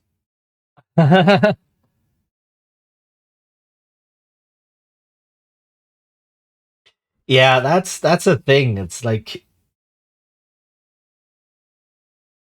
does everyone in the party need to be a good fighter or not? That's something I also touched upon last week. Was it last week? I think it was. Touched upon last week with how having a combat system or having certain types of combat systems in games forces everyone to be able to participate in combat somehow. Quality of life, yeah.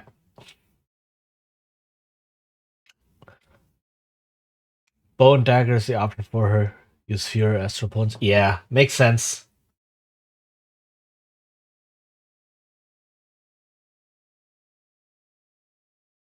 That is actually a whole different discussion that could fill an entire stream possibly on what using certain mechanical systems does to everything else in the game.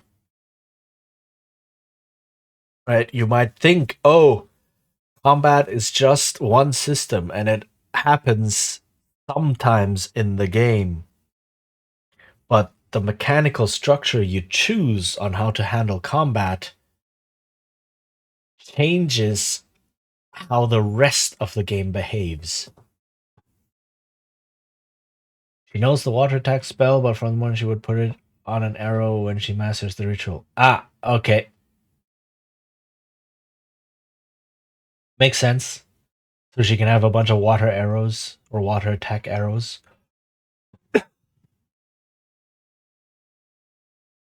Uh, Ring to Banish Demons is also a long time project. Oh, wow. Sounds very, very fancy indeed.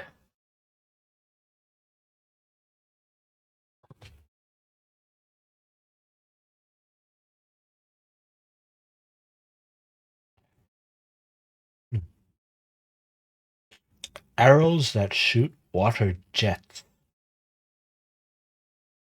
Huh.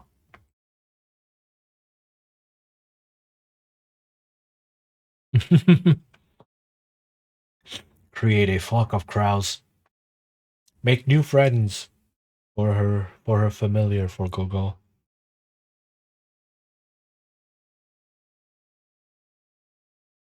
Mm,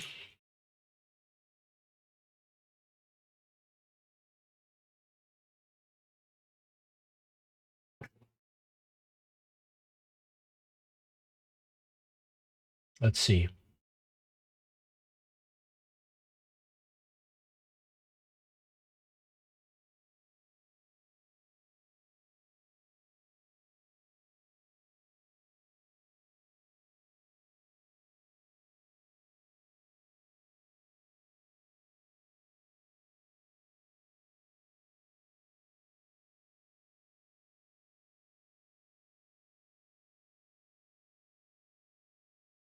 Spells are costly, so better prepare them.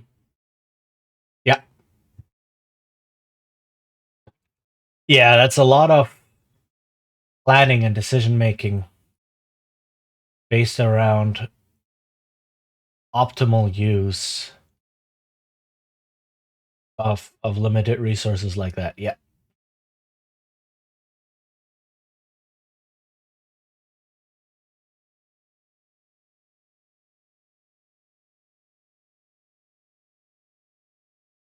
Okay.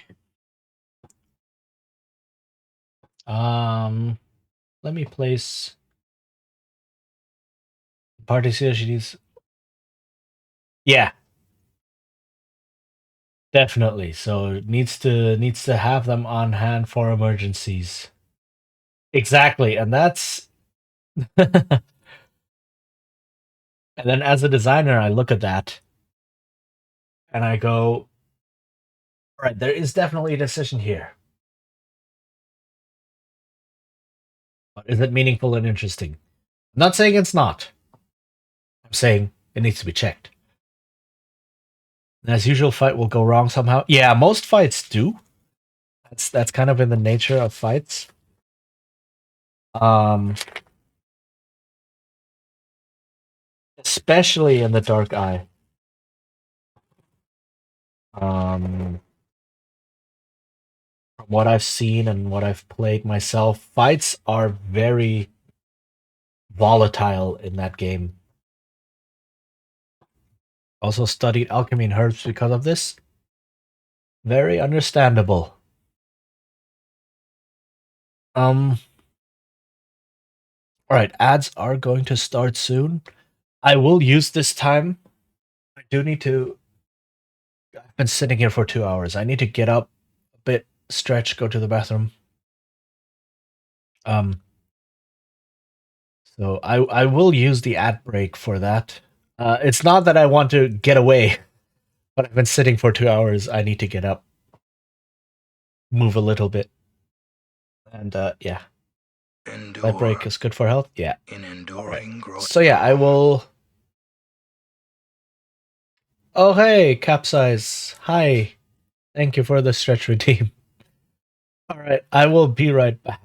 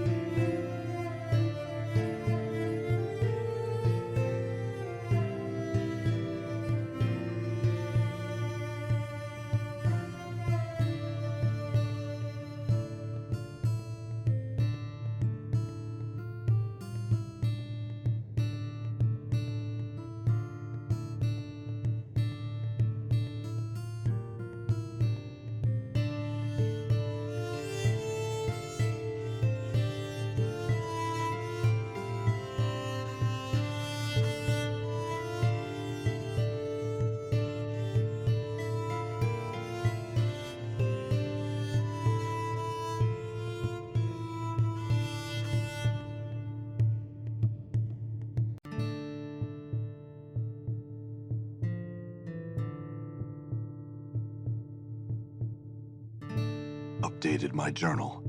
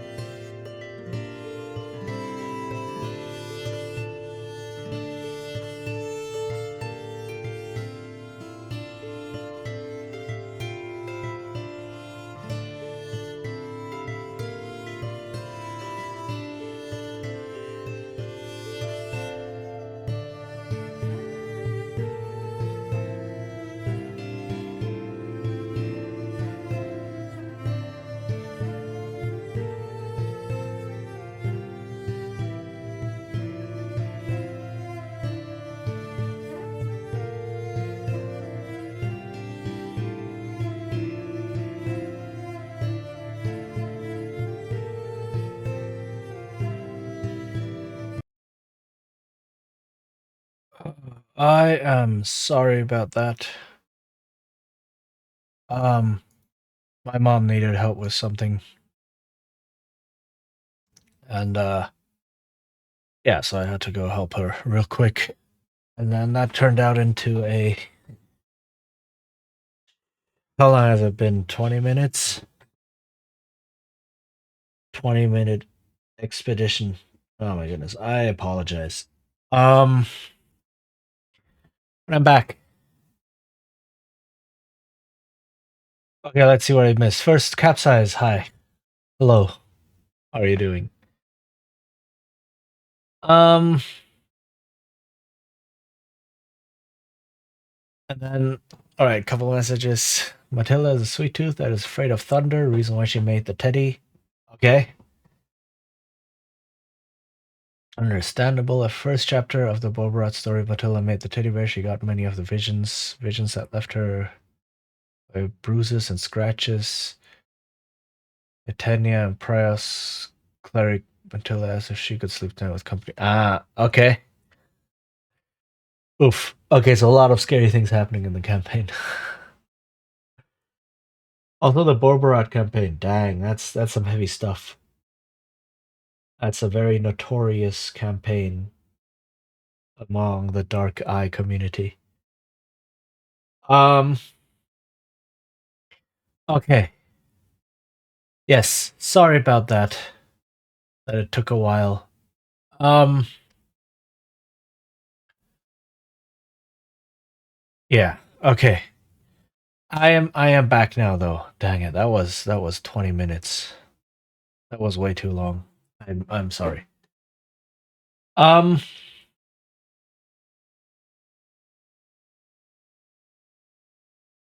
I don't know this one. The campaign. Uh. Or the Borbarat story. If you don't, that's okay, right? You shouldn't be spoiled. I also don't know exactly what happens. I just know that it's very like a lot of players know about it and want to play it because it's a pretty big story, very famous one. Only that Matilda fight tooth and nail to get everyone through the nightmares. sounds reasonable. Yes, the campaign. Yeah. Like again, I haven't read it, but I know like I only know basically what's in the back. Yes, better for you, definitely. Don't get spoiled for planned campaigns like that, and don't spoil yourself. It takes the fun out of things. It makes the job harder for the GM, and literally makes it less fun for everyone involved. Whew. Okay. Gotta collect myself real quick. Right.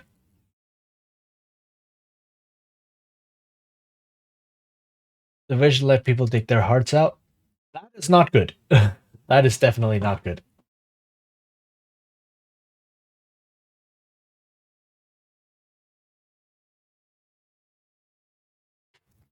Okay. Hex crawls. Um, that's the one. That's the big thing I wanted to talk about. Hex crawls.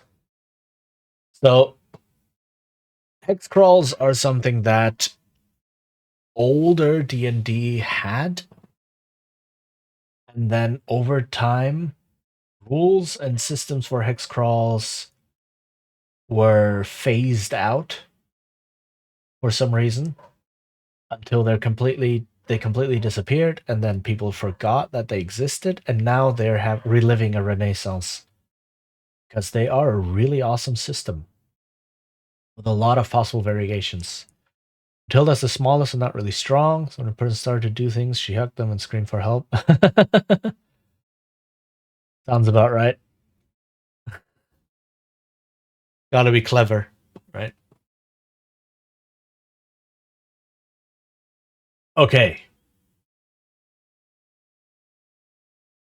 Uh, okay, it says ads will appear about 2 minutes. I snoozed them, so they won't appear for another 10 minutes because coming back and going straight into ads again That's not good. But yeah, I spent too much time away. So our DM uses hex? Yes. They are being rediscovered, and a lot of newer games and systems are creating new hex crawl engines, ways to use this. So magic healing spell also was handy. I can imagine. Yes.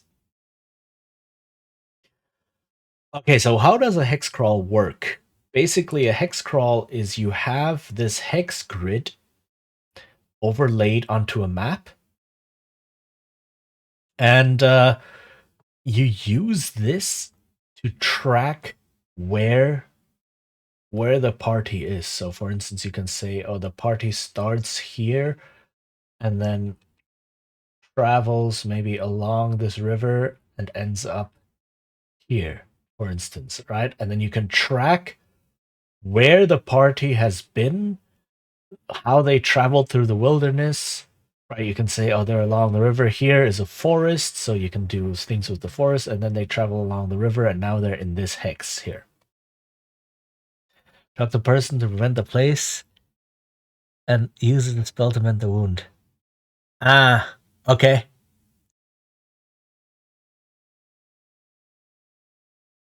Makes sense. Um, and but yeah, uses it for the small maps, like for dungeon maps and such, or like city maps. Not quite sure what you mean by small maps. Um, these are mostly used for bigger overland maps. So you might have something like, oh, there is a town here, right? Uh, Tilda is small, so better be smart. Yes, that's important. Right, so you can say, all right, there's a town in this hex, and then you travel from the town, and the party knows, if we follow this river, we will hit the town. So they travel along the river and things like that. That's what I meant with known path, unknown path, and such, right? Dungeon and world. Oh, okay, that's interesting. Um, it is possible to use a hex grid for dungeon maps. Yes, for fight map. Yes, battle maps or so. Yes. That's not what I mean. So yes, for a battle map, it is possible to use hexes. Most battle maps use a square grid. Right? D&D, for instance, uses a square grid, but it is possible to use hex grids. Some people prefer squares because then you get neat lines. Others prefer hexes because then you don't get the weird diagonal movement thing. Right? If you have a square grid, um, it's relatively easy to measure movement that goes like this, right? But what about movement that goes like this? What do you do with that? Is that 1.5? Is that 1? Is that how do you measure that in squares, right? And so on. So that's why some people prefer hex maps, but then hex maps only have straight lines going in this direction, in this direction, and in this direction, but not perpendicular, right? So that's we have 7 players, so the map is a bit bigger. Okay, okay, understandable, right? Um, so that's not what I'm talking about here. For this is hex maps for overland travel, right? So you use this and have not necessarily a world map underneath in here. You can have a region map or so, or just a city in the center and then the region surrounding it and so on. But that's where the commonalities of hex crawls end. There's two basic types. Two basic types of hex use. And the first type of hex use is the hex as a ruler, right?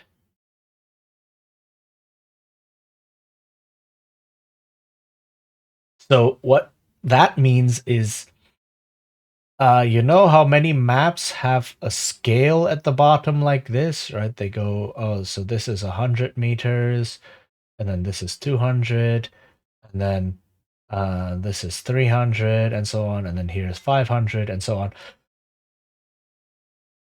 I have a beehive. Imagine my yeah. I mean, yes, you are traveling along the beehive. That is true. Right. So a lot of maps have a scale like this on the bottom when you can take this, overlay it on the map, and then kind of see what the distances are. The hex as a ruler is essentially this, but overlaid completely onto the map. So you know, for instance, okay, this is a. I should draw that a bit more neatly. Right, so you know, for instance, this distance here is, I don't know, 6 miles, for instance, right? That's a relatively common size. Let me put that into a hex that is empty.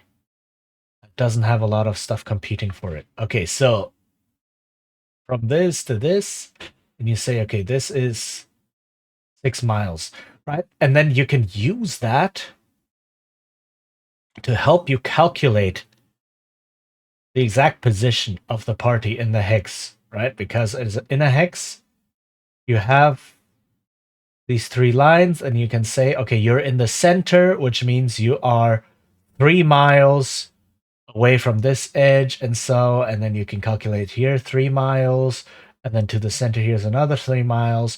Okay, you are 6 miles away from the town, right? And then you can use that as a ruler. So the hexes themselves don't mean anything. They are just a ruler overlaid onto the map. And you will see that very often that when you have a hex map like this, things like forests or other terrain features might just go all over the place, go into a hex and out, and then you can't really tell, is this a forest hex or is this a grasslands hex? Well, it's both, because that really depends on how you measure. Then you measure here, okay, this part is grassland, and then this part is forest, and this part is grassland again, and so on. Right? That's the kind that you see. Many maps have this as a reference point. Yeah, exactly. That's the first use of hexes. I personally don't like this use because for me personally, this is too fiddly. I prefer hex as a container. And what that means is the hexes themselves are part of the game. They matter. So think the Civilization series, for instance. All right, Civilization 5, Civilization 6 uses hexes. Many similar games along those lines. Even completely other games. Armello, right, the board game, well, the digital board game, uses the same. So when you travel in discrete hexes. There is no such thing as I travel half a hex or something. You travel from one hex to the next one. When you are in a hex, right, you are inside this hex. There is no kind of, oh, I travel halfway and that means something different. No, if you are here or here or here or here, you are inside this hex, and whatever applies to this hex applies to you, no matter where exactly you are. In fact, where exactly you are in the hex is not important. Is not really, it doesn't matter. So if this hex has a certain landmark, um, you will find that landmark. Either you have to search for it with a check, or the landmark is big enough that you will see it. Right. Um, but if you are inside this hex, you can engage with the landmark in some way. Right. Or if there is an encounter or a lair or a dungeon entrance or whatever. Right. If you're in this hex, you can engage with that somehow. Either you find it or you look for it, or you know where it is and then you can travel to it, but it's all contained within the hex. And then when you move to a different hex, everything that was in this hex no longer applies to you, and only things that are in this hex start applying to you. So you will also get things like every hex is only one type of terrain, right? So this is a forest. There is no part forest, part grassland. Doesn't exist in this variation. Right. Again, think the Civilization games. They work like that. You travel to one hex, and a hex is this is a hill hex, or this is a forest hex, or this is a grasslands hex. And when you're in there, you discover and engage with everything that's in there. Right. A resource, or you discover something, right? Whatever it is. Or if there's a unit, an enemy unit in there, you fight, right? And so on and so forth. So the hexes are discrete units that matter in the game. And I prefer this. It's more abstract, but Endure. it's more gameable. Okay. That timing of the ad.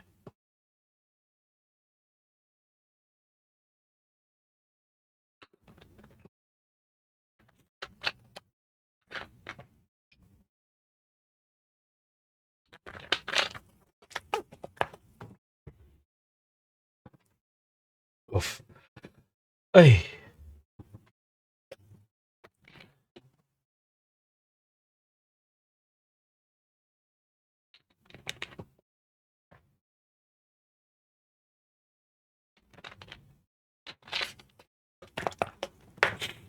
Okay. How long? 40 seconds. All right. Yeah, let me just mark this right here.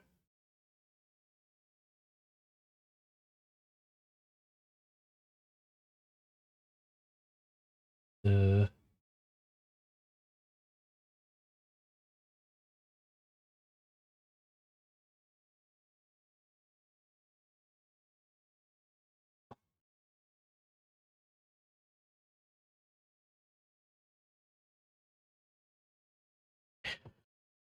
okay. All right, ads should be over. Welcome back, everyone. So yeah, as I was saying, hexes as a container are more abstract, but more gameable, right? It's easier, at least for me personally. It feels like it's easier to prep, easier to run, easier to have at the table because every hex is discrete, right? Party travels to a hex, um, and then you basically treat the hex as its own mini adventure site, right? Without having to measure movement. And if the party travels a certain distance, it's like, oh, okay, they've actually traveled into this hex now, so they're here, etc. You can deal with each hex in an isolated manner. That doesn't mean that every hex is indeed isolated. Something that happens in this hex can affect things in other hexes, right? narrative wise or mechanics wise and such, that is for you to decide. Again, this is not a limitation. This is just a help. If you or maybe in a hex as a ruler, a party may be on the edge of two hexes, and if they're looking for something, you have to place things exactly like, this is the dungeon entrance is right here, and the landmark is right here, and some cave is right here, and an encounter is right here. And if the party then just travels through, right, and just happens to miss all of these things, uh, right? So I don't know. It's not my cup of tea. Um, that also means that the party can't really get lost when traveling from hex to hex. They can get lost within a hex. Maybe. That could be something, right? But they cannot get lost traveling from hex to hex. You could also say, if you want to travel from hex to hex, you first have to make a check to see if you're lost. And if you're lost, it just means you spend another turn inside this hex. Right? Instead of saying, oh, we start out over here, and we want to travel north to this hex, and then the GM rolls or the party rolls and fails the check, and then they actually veer off and travel here. Right? And end up in this hex instead of in this one. Um, that is one way to handle getting lost. Or you can say the parties in this hex wishes to travel here. You make a check to get lost. They do. Okay, so then they just wander about in here and don't make it to this hex at all. They just stay in here.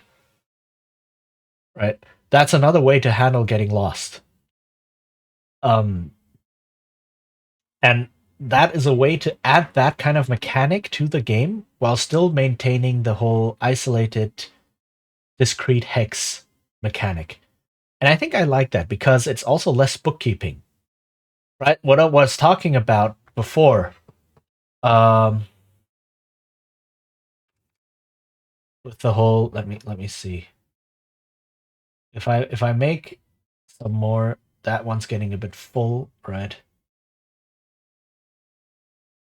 What I was talking about before about a party getting lost and then the GM having to track their movement independently, etc. What I mean is, for example, you have a party that starts out here and wants to go north, but then they miss their check and actually veer off northeast. Okay, then they end up somewhere here, but the party thinks they're actually here. Right? And then I go, okay, we want to go further north.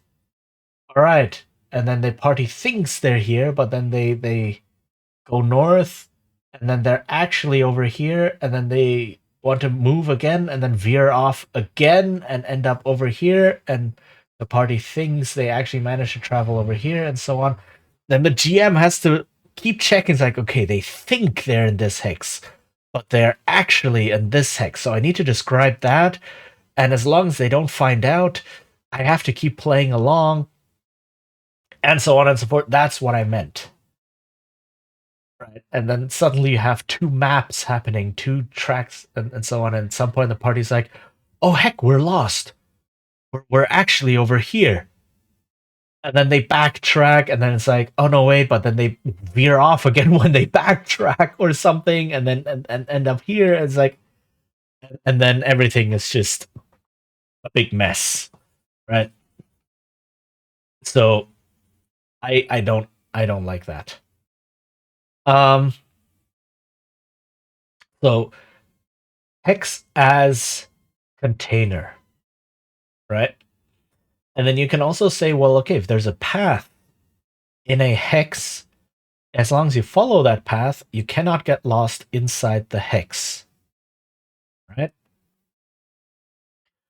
But you also don't discover any of the other things that are in a hex. So you can actually code hexes like so. You can have hex something, right? XYZ.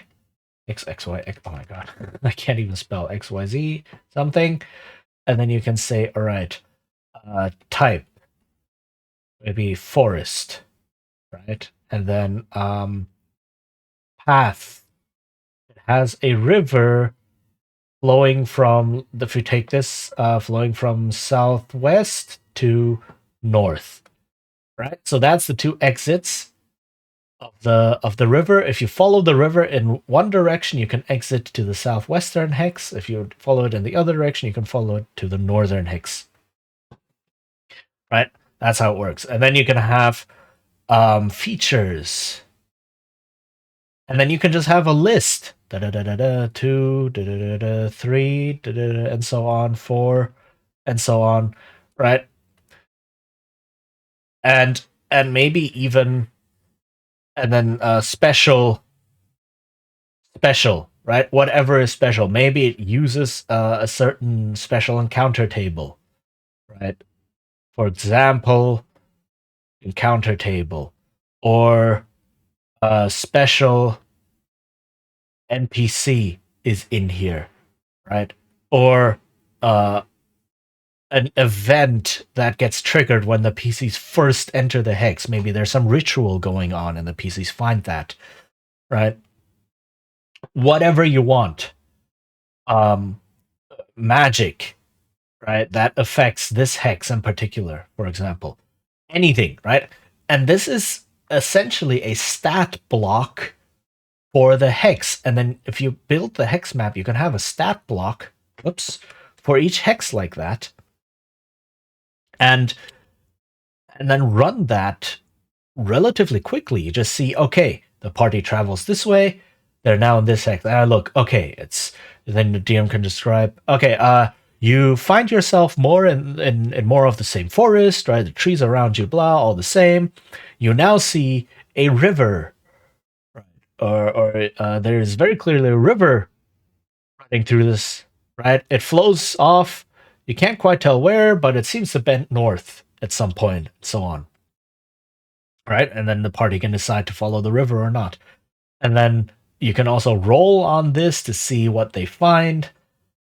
There are actually some adventures that use a system like this, and they have um, mechanics for just looking around, trying to find one of these features, where you roll to see which feature they find, and if the party has found a feature before, right, you can then have a tick box here to see, okay, the party has actually found this, and you go, okay, yes, they have discovered this one, they've discovered this one.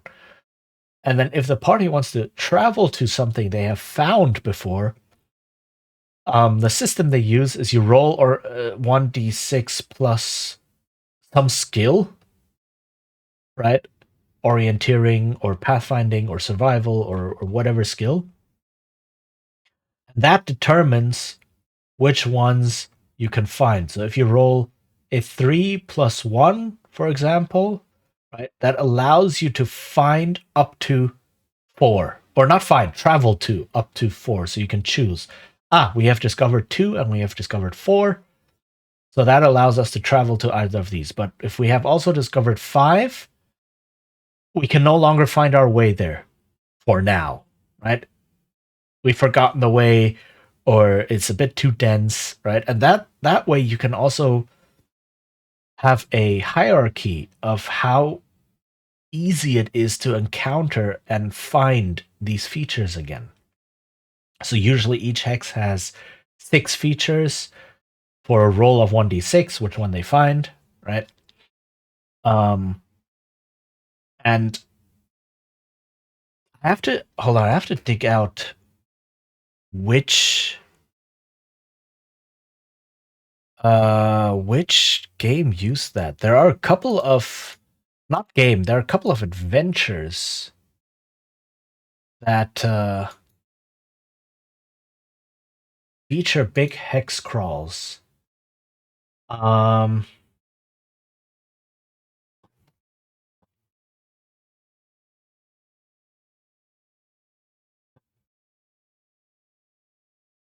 on.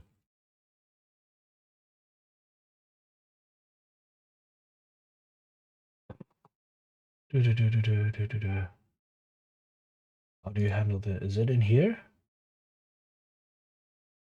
Yes.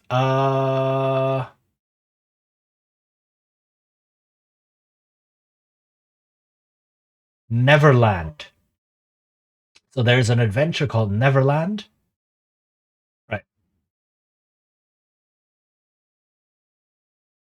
Yeah. If you search for hex crawls, there's a lot of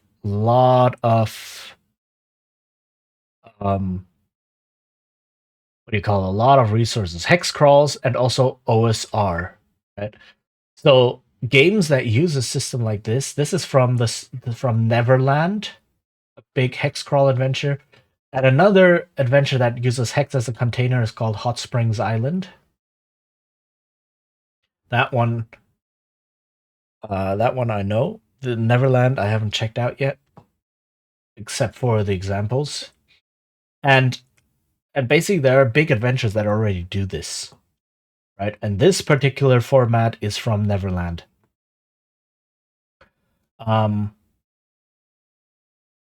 So yeah, and that's a very simple, quick way of handling hexes. As discrete units. And then again, you can have a system of getting lost inside the hex if you try to leave it, or getting lost inside the hex if you're trying to travel to a particular place, right? That you have already found, etc. There's a lot of possibilities.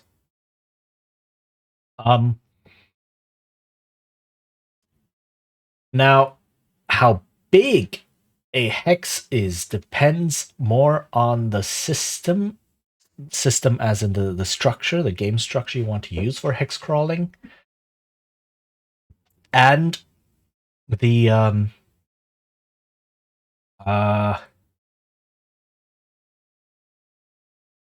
what was I thinking of? And the general mood of the game. Like, do you want the world to be more discrete, more into cut into small chunks, or like bigger, more vague, more mysterious, right? Looking at the hex crawl as well, you could accommodate all of these in a hex crawl, right? If you know there's a town over here and traveling along the river will get you to the town, well, okay, you travel along the river. Then it just becomes a path, right? So you say, okay, we travel here, we travel to this hex, and then we travel to this hex, and you don't roll for getting lost because you're following a path, but you can roll for encounters, you can roll for special events, right, as you enter each hex.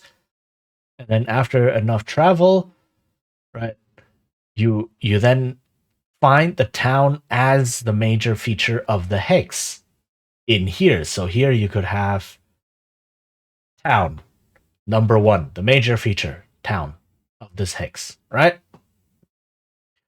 Or maybe you don't know there's a town there, but you only know there's a river. So let's follow the river. And then you travel and travel and travel along and so on. And then when you enter this hex, right, it's like, oh, town. Hello, it's here now.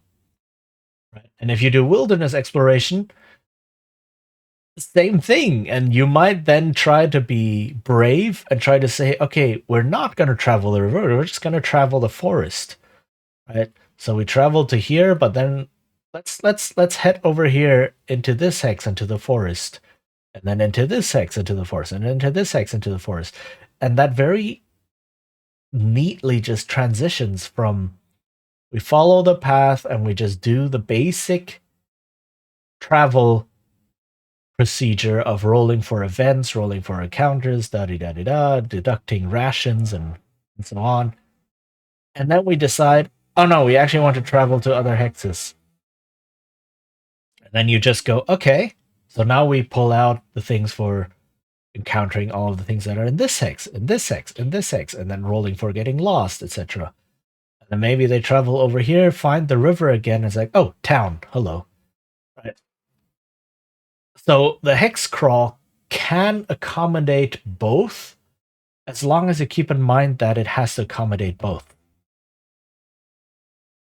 Right? That both of these things need to be, that both wilderness exploration has to be interesting and overland travel has to be interesting, and that neither can be overwhelming. Uh, so that's the idea. Um, so to make this into a system,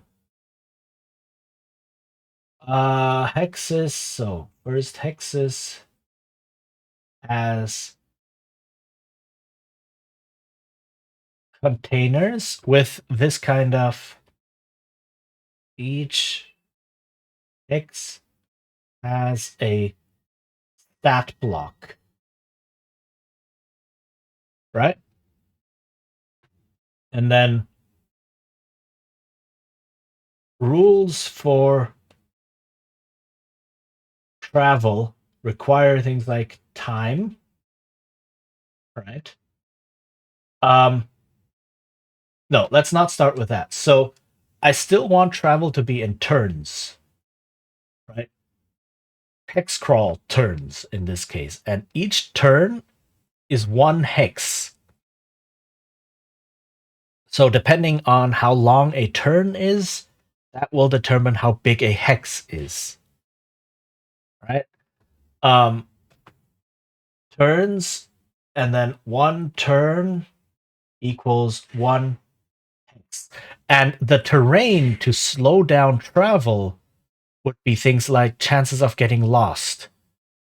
Right? Or maybe if you really want to get that fiddly, it could take 2 turns to travel to a different hex, to enter the hex or to leave the hex, right? Depends. But you shouldn't overuse that, especially if turns become very long. So if you have 4-hour turns, for example, 2 turns is a whole day of travel. Right. Some games, some systems use 1 turn is 1 day of travel, 1 whole day of travel. So 8 hours of travel. Which is about as much as a human, a fit human can go through the wilderness before needing to rest. Um, but 1 turn equals 1 hex, so that will determine like turn length, hex size that can be calibrated. Um, all the way from say 1 hour, right? So it ranges from something like 1 hour, and then 1 hex is 5 kilometers, which is, by the way, 1 league. Right, that's where that unit comes from. A league is the distance a human can travel on foot in 1 hour. Um, all the way to something like 1 day, and then that's what is that? 30 kilometers? No, more. 40 kilometers. Something like that, right? I think 24 miles. 36. Yeah, it comes out to roughly 40 kilometers. Um, right. So that's the extreme ends of this, right? And then you can have anything in between. Some people do half a day of travel, and then they have 12-mile hexes or something like that. And of course, the terrain also matters. Some adventures have, oh, the entire adventuring site, the entire region is difficult terrain. It's swampy, it's foresty, it's very hilly. So in 1 day you can only travel 20 kilometers, and that's the baseline.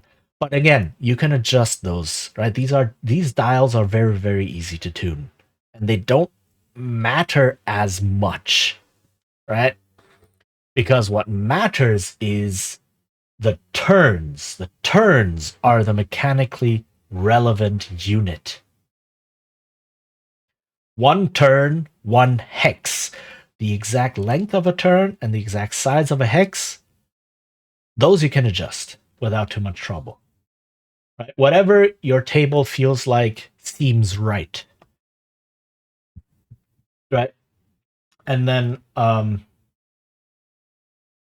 roll for event or encounter, right, per turn. And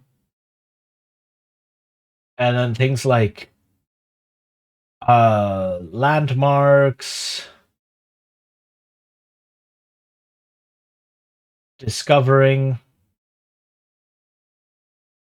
features. And the good thing about this is also if the party discovers a dungeon entrance in a hex, they don't have to mark down exactly where in the hex it is. They can just put like, oh, okay, we discovered a dungeon entrance. Okay, so we have write A, and then on the side they can write a dungeon entrance, blah, blah, blah, right, and so on. And it's just in the hex somewhere. And if we want to travel, we use this system, for example.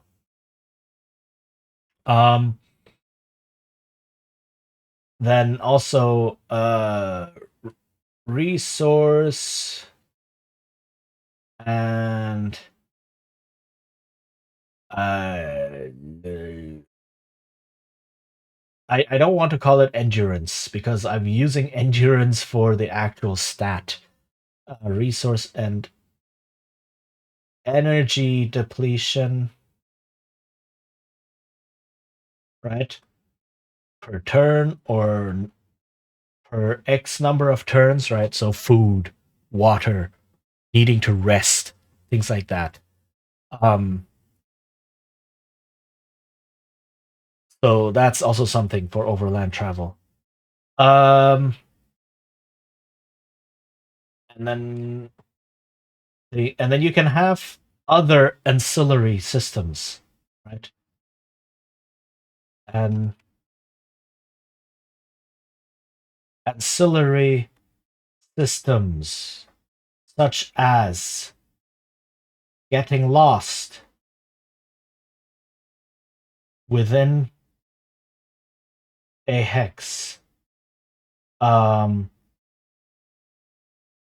weather and temperature, right? Clearing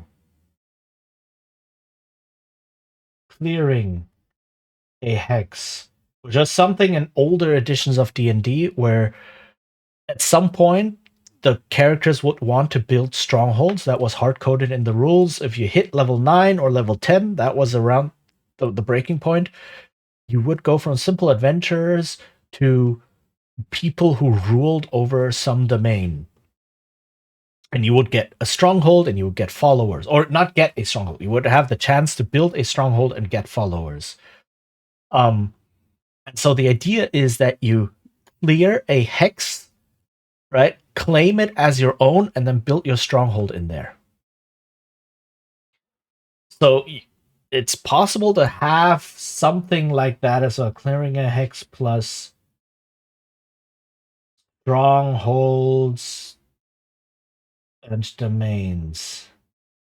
I don't think that's how you spell this type of domain.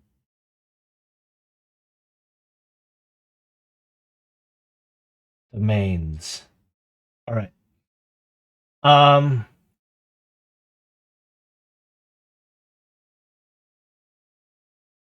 Okay.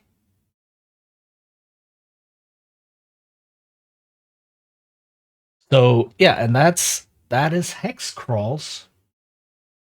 And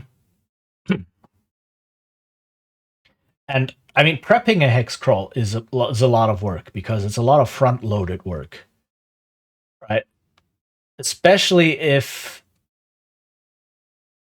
you don't come to some sort of agreement with the players saying, all right, I've only prepared this type of amount of hexes.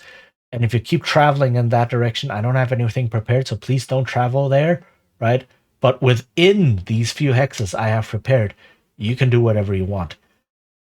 And that's essentially a meta agreement with the players saying, yo, we can play this kind of game, but I'm only human, I can only prepare this much, so please let's play by these meta rules of there's only this play space. Please don't question it.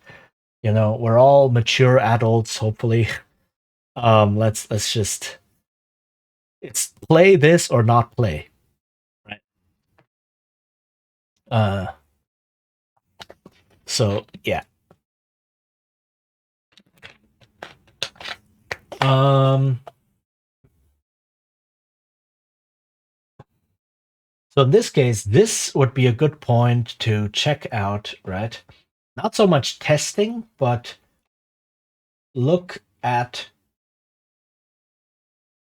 adventures that focus. Oops.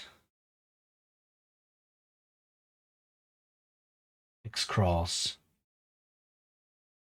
So there's Neverland, there's Hot Springs Island. There's another big one, a really, really big one called Dolmenwood. That is very, very famous among the OSR community for being an excellently crafted hex crawl. I think it took 5 years or so to create. And it was released and to high praise. So Dolmenwood is apparently a really, really well crafted hex crawl. I haven't had a chance to check it out yet. I really should. So these three seem to be. I think there's a fourth one that is also pretty famous, but I forgot at the moment. But yeah, the two big ones, Dolmenwood, Hot Springs Island, are two very, very big hex crawl adventures. Neverland was one where this system was taken from, and I'm not sure if there's a fourth big one. So now it's like to see how to have a system like this, look at how others did it, right? That's a great thing about Endure. designing In enduring, games. grow strong. Ads keep cutting me off. Wow.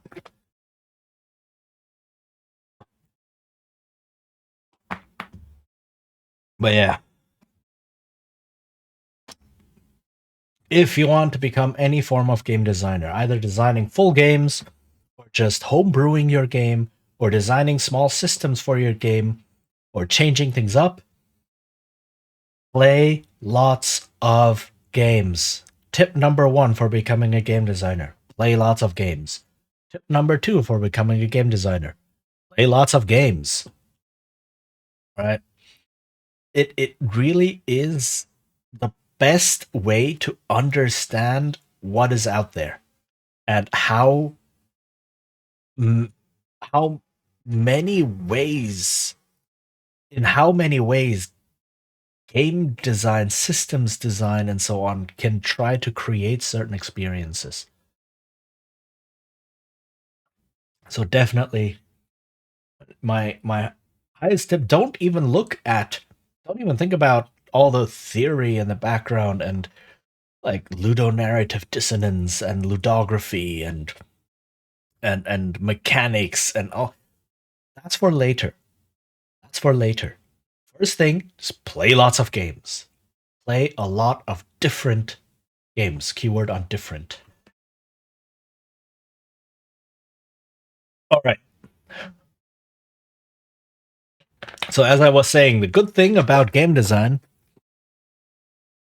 is a lot of things were already done. You don't have to invent everything scratch. You don't have to. You can. And sometimes you find the perfect way to capture a certain experience um, as a mechanic. And then that becomes something excellent. Or maybe you craft a perfect framework or a perfect structure. And then that becomes the next Powered by the Apocalypse or something, right? Um, so it's definitely possible. But there's nothing wrong with looking at what others have done. Games have existed for thousands of years, and especially in the last 20 or so, right? In the last 20 years, game design of all sorts, right? Video games, board games, role playing games, heck, even sports, various other types of games and such. There's been so much, so many smart and skilled people uh, crafting mechanics and systems that you can just have a look around and see what they do, and maybe you will find something that works for you, or find something that just needs a bit of adaptation to make it work. There's nothing wrong with that, right? As long as you're not blatantly ripping off an entire game, um, without that creator being okay with you using their system to create other games, uh, you cannot copyright individual mechanics. That's not possible, right? So, like, even that, and that's just the legal side. It's like, sure, it's nice to credit other people, and please do credit other people if they've inspired you. Um, but yeah, if you combine mechanics from different games in a new way and craft a new experience, that's really cool. Do that. Go ahead. Right? Um, like the hex crawl. Imagine if everyone said, "Oh no, hex crawl, no, that belongs to D&D. That belongs to, well, TSR is defunct now. That belongs to Hasbro."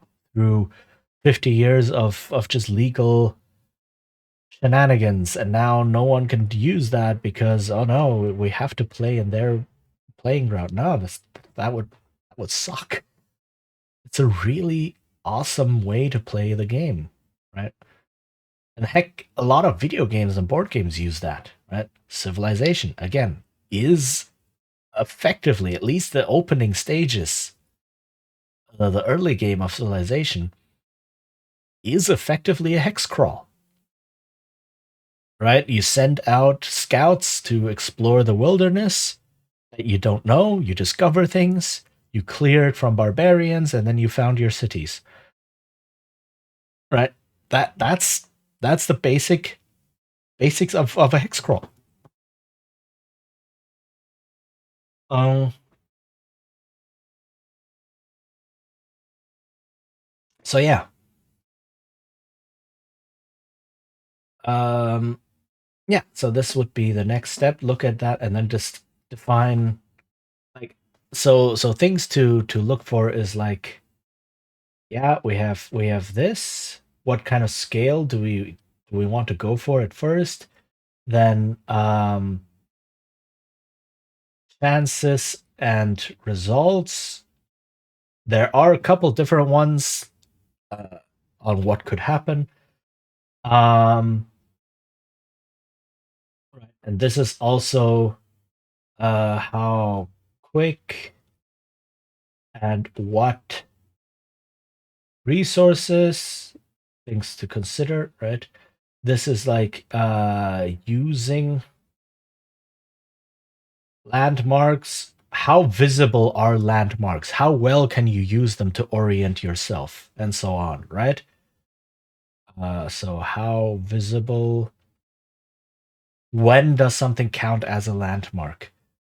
Using to orient um, visible from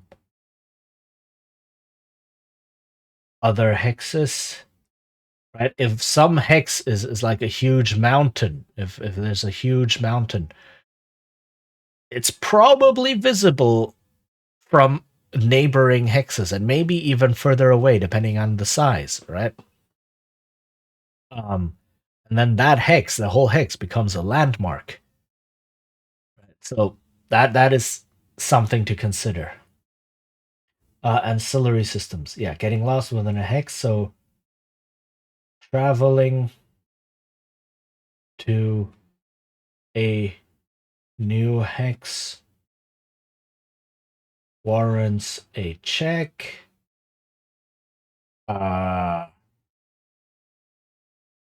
Or finding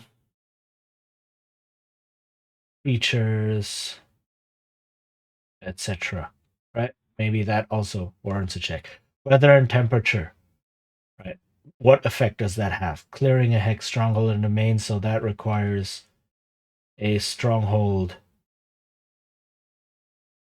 system. Of course, right?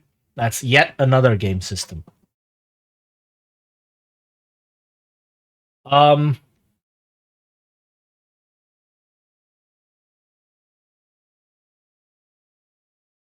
yeah.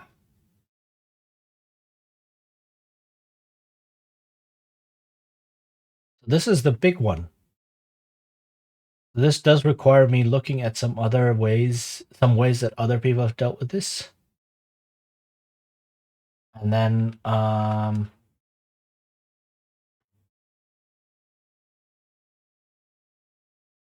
yeah, coming up with a system myself.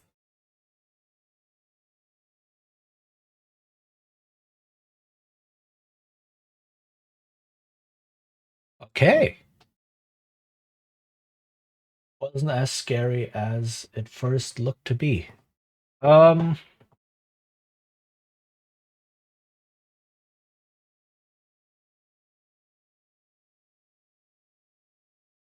let's see. What time is it? I've been at this for 3.5 hours. Um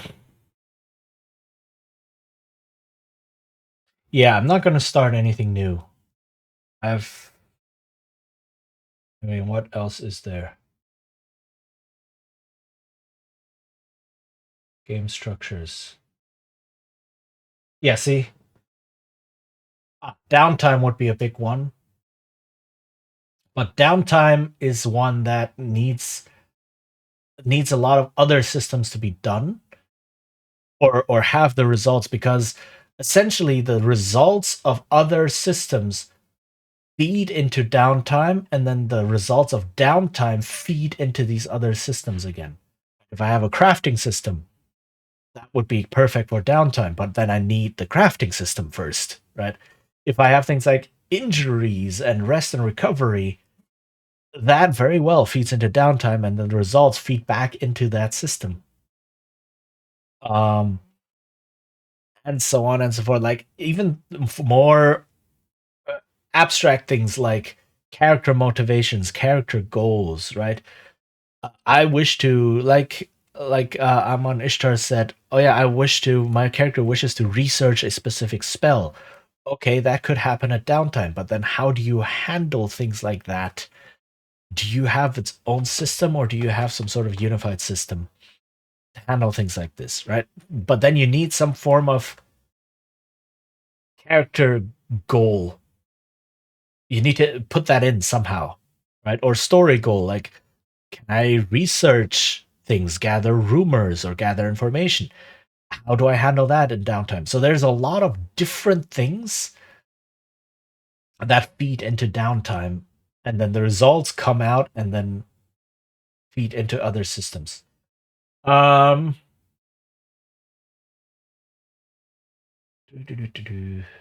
okay, what else is there?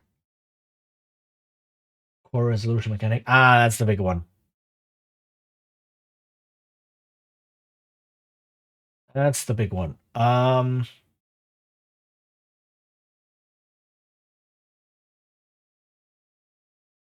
Yeah, so far these systems have all been relatively abstract in the sense that there are no numbers tied to it, no skills tied to it, no nothing tied to it, simply because I don't have a core resolution mechanic yet. That might be something to revisit. Uh,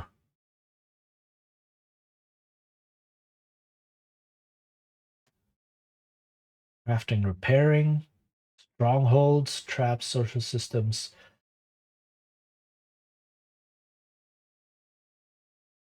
Okay, so combat, dungeon crawl, wilderness travel. There are a lot of other games that have done these, so it's easy to look at other games and find inspiration and find solutions for that. The other ones, it's starting to get more esoteric, right? Downtime, yes, a lot of games have downtime systems, but they are very, very different a lot of the time because, again, they are tied. Downtime is very, very mechanically abstracted most of the time because it deals with a lot of repairing and restoring character stats or improving stats for the next adventure and such. So it's very heavily tied to the mechanics of the game. Crafting and repairing, not a lot of games have that. Strongholds, yeah, there that exists in some games. Even D&D now has an Unearthed Arcana with stronghold rules, but a lot of them are fiddly, and I feel like they abstract the wrong parts, at least for my preference. Also, I just saw that you followed me. I'm on Ishtar. That must have been while I was away. I completely missed that. I am very sorry. Thank you so much. Thank you for the follow. Welcome to the guild. Um, I just saw that on my feed. Sorry I missed that. Um, but I will talk about what I mean with they abstract the wrong parts for my personal preference when I actually talk about stronghold systems, right? Um, and that's something I see in several games. It feels like they abstract the wrong parts and put too much detail in other wrong parts. Um, Numenera. I bring that up because I've been thinking about that lately. Again, is such a game. I may go a deep dive into why I don't actually like Numenera, the system, or Numenera, the setting. Um, which is fraught with irony and might make people angry if they know Numenera, which is very beloved. But it doesn't gel with me, and I'm trying to figure out why. Right, as a game designer. Um, and then something as small as traps or so. There's even fewer systems for that, and then social systems. That is that is a minefield. Just mentioning mechanical systems for social situations has people starting to rage. It's unreal. Um, but yeah, hex crawls. Okay,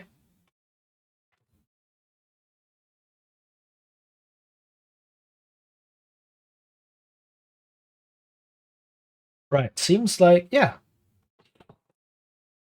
was actually not bad progress today. We finished quite a bit on yeah, the two injury systems. It's like okay, we need to test them, and then hex crawl is like again need to not necessarily test, but get more ideas, more concrete ideas. I do like the idea of every hex having a stat block like this, though, not just a description, actually a stat block. That's very appealing to me. I like stat blocks in this sense because they are good. Stat blocks make running a game very, very easy. Bad stat blocks make running a game more difficult. So that's another thing to keep in mind. Um, but yeah, I think I think we're done for today. I don't know if I will directly continue this next time or if I will go off into something else because we've been doing this for like 3 or 4 streams, or maybe 5, just talking about this one. Yeah, like look at this. We have. What is this? What is this? Right. Um. Oops.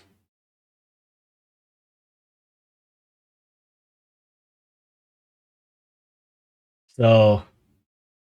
Eh.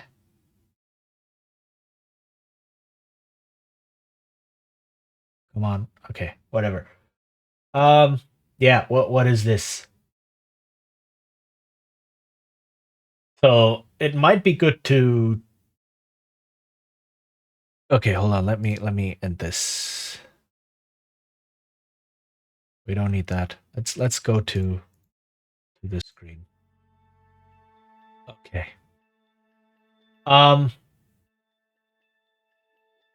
It might be good to just take a step back and look at some more fundamentals again, right? Instead of delving deeper and deeper and deeper into this one game forever. Right. Okay.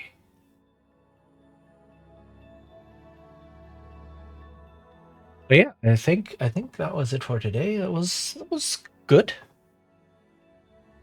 Let's see. All right, so time to find someone to raid.